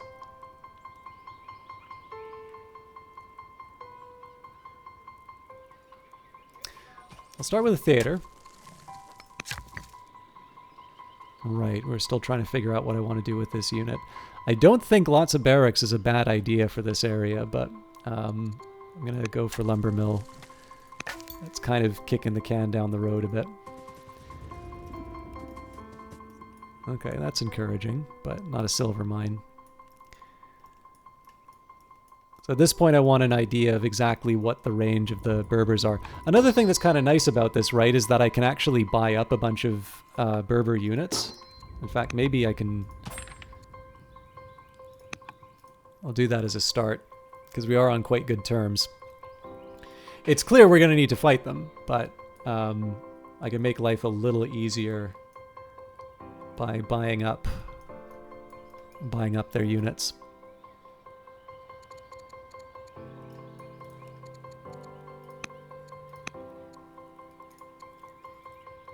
Okay, let's tutor Hano first.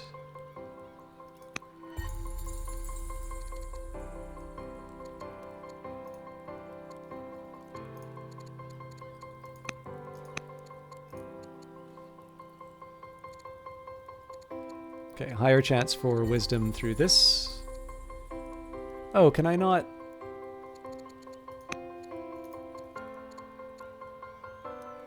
We don't have the money.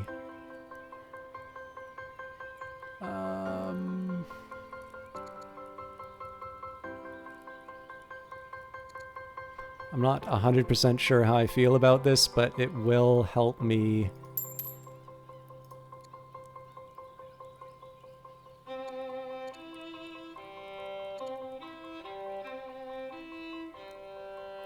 I'm trying to bring the price down a bit.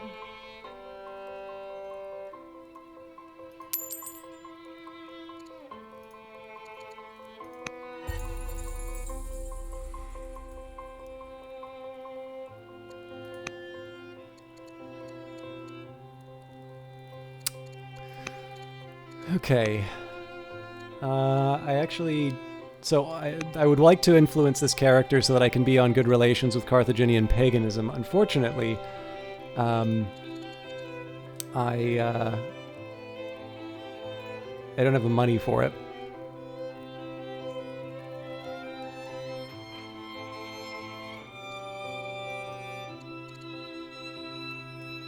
It's a very good tutor. And in fairness, tax revenue isn't GDP. This is just my ability to. But the point is well taken, right? Like the annual income of the court is something of a. Well, then again, I mean, it is tutoring over 3 years, right? So, but a third of the income of the treasury is still pretty high.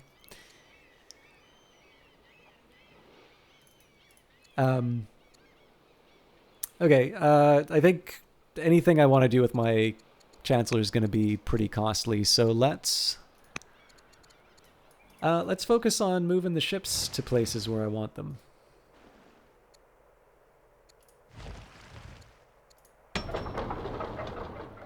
All right, what are you guys up to? So they finished a rancher. So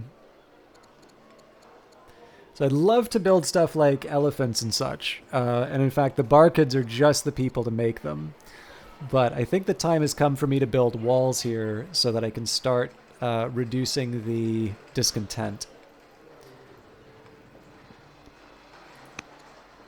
And then after that, we're going to build a fissure.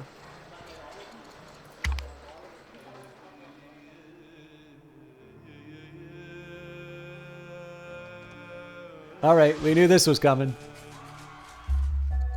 Matriarch Ashnat the Younger has died. Patriarch Gisco of Igilgili is now head of Carthaginian paganism. General Ildash Horsebane of the Sacred Band has died in the field.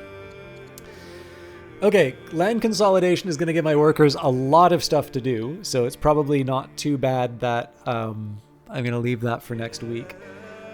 Game is recommending steel for the axemen, and I actually find it hard to argue with that. I find it hard to argue with that conclusion because an axeman is, like that's a good counter to the Greek hoplite. And I've got a few spearmen running around. Or is it spearmen? I don't think I'll be able to upgrade spearmen off of that now that I think of it. In any case, I can see a lot of logic behind this, and it doesn't take me that long. Now, one other thing I might want to take a look at is what's available on the next draw. So I could get metaphysics, monasticism, portcullis, and jurisprudence. Again, it's not that I dislike any of these options, but I think steel's the way to go.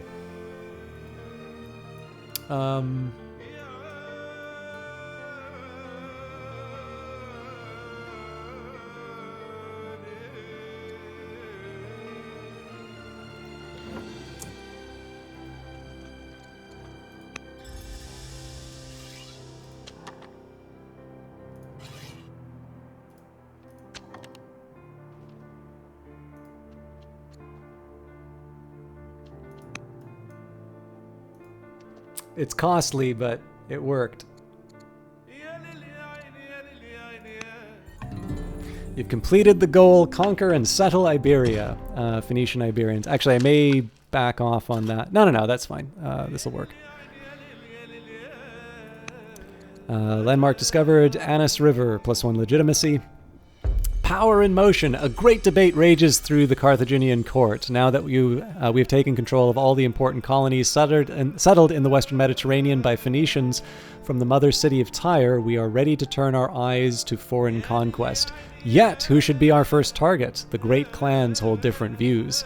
The Barkids, as always, desire to dominate our neighbors in Numidia, envy their vast herds of horses and their strong riding traditions, perhaps. As decreed by Mago the First, the great king whom the clan is now named, the Magonids covet the strategic island of Sicily. They argue that the Greek colonies are our greatest rivals, and that hesitation to face off against Magna Graecia could lead us to disaster. The Hananids desire to avoid the question of warfare. They believe that trade, and more trade, is the path to ruling the world. They desire that we construct a bazaar so grand it will be known as the finest in any land. The Didonian clan believes that we should turn our gaze to Mauritania and seek to subjugate the Berbers who live there. This may be the strangest argument, but they argue it nonetheless. Our forces are already massed in Iberia. Mauritania is far from any great powers. Seizing it should not alarm anyone. Who will care about some tribal land perched at the edge of the world? We could bolster our strength over generations, perhaps then even to annex Numidia without a fight. Well, I mean, it's very hard to argue with the Didonians on this because that's going to give us access to the silver mine. So I think basically there's two arguments to be made here. It's very hard to see an argument for taking the Numidians unless we were to, suddenly discover a silver mine, let's say. But I don't think I don't want to roll the dice on that. So one argument would be we go after the Greeks. It's going to be a very hard conflict. But what it does mean is we can take that colony in the north near the silver mine, and that will get us access to silver. The other argument would be we're already going to go to war with the Berbers over that silver mine. Why not kind of kill two birds with one stone and like go hard for it and make that make that two goals worth. It's also worth noting, right? We've got 7 goals completed, 4 undiscovered. That's going to be 3 eventually. So if we achieve that, then we have 9 goals, and we would have three remaining. But we'd probably be in a good place to make the next one. So with that in mind, I think we're going to go for the Statesman and conquer the Berber tribes. We've started a goal, conquer the Berber tribes of Mauritania. And interestingly enough, this doesn't have a timer.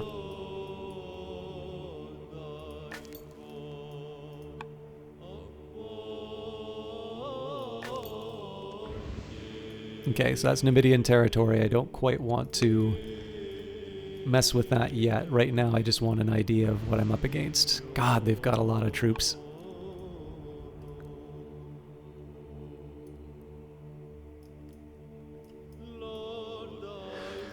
Okay, I think we could do this, but like I said, this is gonna be tough.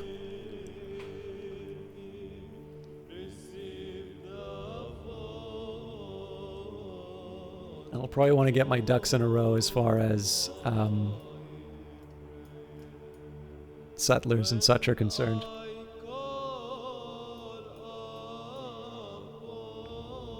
I think when it's talking about it being the strangest argument, I believe it's more in reference to our goal of sort of replacing our predecessor, our home, as kind of the great power. So it's one of these ones where you're sort of charting out the 1,000-year plan, and you're saying, the foundation of our empire that will last through the centuries is to take this, region, on the far west, kind of this edge of Africa, edge of the known world. And that's going to be, really where we make our mark, as opposed to, going after our great rival, the Greeks. So I think that's probably what they mean in terms of strangest argument. Anyways, I think I'm going to leave all of these remaining decisions for next week. There's a few things that I want to keep in mind. So you'll notice that a lot of my older cities are now up to 2 discontent, 3 for some. And I don't have a good plan for, mitigating that discontent. I am going to get the settler. I only need 1 settler to be able to mine a silver mine, but I do have a lot of work ahead of me in terms of being able to sort of claim one of these silver mines, right? So, the lightest weight approach would be take this, and this, and effectively I'll need to defend against this and this. Well, even then, we'd also be opening up this region as well. So, this is going to be tough. We fortunately have a reasonably sizable army from our conquest already, so I'm not worried about being able to pull it off. One minor worry I might have would be, as I continue to take over these regions, I am going to have to leave people in place to make sure that I don't, it doesn't fall to barbarians. But I don't know. I feel like that's manageable. The superior option, of course, would be to just buy out the Berbers. But there's only so much money I'm generating over time. But yeah, like I said, this is something that I'm pretty sure we're going to be able to navigate. I'm pretty sure we're going to be able to figure out how to manage all of this. But it is definitely something that I'm going to need to put some careful thought into. And then, of course, there's no rule saying that the Greeks have to honor their agreement, right? Like, they could just turn around and say, actually, we want Sicily for ourselves, and all of a sudden we need to defend with a relatively weak army. So all of that, however, will be found out next week. One thing I did notice in terms of the YouTube videos, I seemed to have missed a I seem to have missed an episode, and so I've put that online now. But basically, if you like watching the videos, you'll have noticed that like we're still kind of digesting July's episodes, and that's also true for Old World. So I'm aware of it. It'll hopefully kind of naturally catch up over time. But if you're wondering sort of where Old World has been, in addition to the fact that I had a holiday, I did notice that there was one video that actually wasn't scheduled for release. So my apologies. But I do very much enjoy this game. I'm intrigued as to where it's going. Again, we know that we've achieved a victory, so we're going to be able to go to the next phase. But if I can get a big victory, obviously that's the preference, or the epic victory. As for the rest of the week, Wednesday we are going to be going to Phantom Brigade. That's going to be the experimental branch. We've finished our Industries of Titan run. Now what I'm going to be doing is uninstalling Titan and reinstalling the experimental branch so we can get a preview at some of the new mechanics in the forthcoming update. But that's going to be sort of down the road. But yeah, so Phantom Brigade for a little while, and then when we return to Industries of Titan, even if there hasn't been a formal update for it, we will be doing the experimental branch so that we can see the new corporate rivals. And then Friday has kind of turned into a free day again. I've been really enjoying Out There, so I may do another Out There broadcast. But I actually have also been really enjoying Quake, so I figure probably I'll reduce that down to one of those two. Either Out There or Quake, and I'm slightly leaning towards Quake on Friday, but we'll see. Because it would be nice to kind of get... I have actually been hoping to sort of get through and properly finish a few of the Friday games so I can go back to some of the other stuff that I was doing. I'd particularly like to go back to Starflight. But, there's a lot on my plate. I would also like to go back to Imperium's Greek Wars. However, there were some copyright issues with that, which I also want to deal with. So we'll figure it all out. And then as far as Old World is concerned, once we finish Riches and Influence, we will move on to Rise of Rome. Carthage has withstood unending waves of chaos and bloodshed in the Mediterranean. Now Rome rises as a new threat. Can you guide Carthage to rule the seas, defend its cities on land, and achieve a victory against the rise of Rome? You may import a save from completing the previous scenario, Riches and Influence. If you import a save, some of your choices from the previous scenario will be preserved. Family assignment and some city improvements will be carried forward, and you may encounter events related to your actions in the previous scenario. In this scenario, you're fighting a war against a powerful opponent. Historically, Carthage lost the war, and accordingly, this scenario is more challenging than the first two. Some goals may be very tough to accomplish. That's nice that they warned me, because certainly building a hegemony has a similar ramp up in difficulty. Technologies are more expensive. You cannot settle new cities. Oh, that's a big one. You have access to the Sacred Band and Barracks Singers, history-inspired units unique to the campaign. You will remain at war with Rome until the bitter end, and you will need to maintain naval dominance to anchor ships. Your naval dominance is displayed below the goal counters. To maintain naval dominance, build more ships or strengthen your existing ones. Complete 6 goals to achieve a bronze victory, complete 8 for a silver. If you complete 10 goals, you will earn a gold victory, and complete all goals for an epic victory. And then finally, Seizing Destiny, which is another war with Rome, basically. But yeah, so it'll be interesting. I mean, I forgot that there's only 4 entries in The Rise of Carthage, but I have a feeling we're probably going to be with this for a while, because I suspect if history is any indication, I'm probably going to lose Rise of Rome a couple of times. But we'll see. I'm not sure what WC is, but anyways, I'm gonna find somebody to host tonight. Sorry, I do feel like I know there was a long digression on the Oracle, and I've been a little listless. I still have some coffee left over, but obviously the heat's getting to me, even though it was very rainy today. But hopefully this was fun. I definitely plan on doing some more Old World. That's kind of become the standard Monday game for the foreseeable future. But what I'm looking for right now is if there's anybody that I can host tonight. So unfortunately, it looks like Old World is not... I'm the only one streaming it. Is anybody streaming Phantom Brigade? Is anybody streaming Industries of Titan?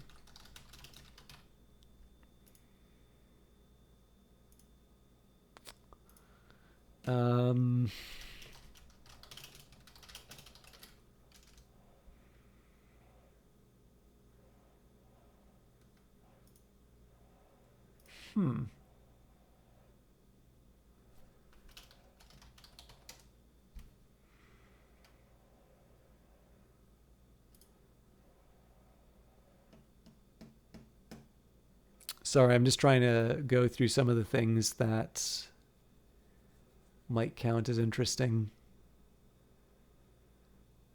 Oh,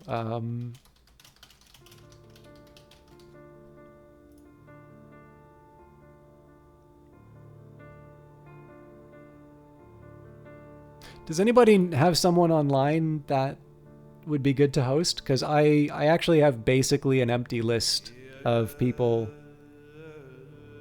I have an empty list of people in terms of people I can host. Well, actually, there's a game developer I might be able to host. I've never actually hosted them before. It's just I noticed that it's like they're a roguelike developer who make a game called Cogmind. I've never actually watched them. I just know that Cogmind came up as a game that people seem to be interested in if they're interested in roguelikes. What was Old World? Old World is a 4X strategy game by Mohawk Games. So this is the company founded by Soren Johnson, also run by Layla Johnson, and it's his return to the 4X genre. Soren Johnson is very well known for having designed Civilization 4. He also worked on Civilization 3. But yeah, if we don't have a streamer for me to host, I'm happy to host this Cogmind stream, but I will confess I don't know. I really don't know this person, so it may work great, it may not, but unfortunately, no Old World streamers, and I'm really struggling to find anything else. Okay, I'm gonna do that raid then. So again, I hope this is a good choice. So it looks like it's Krizrati, Kyzrati.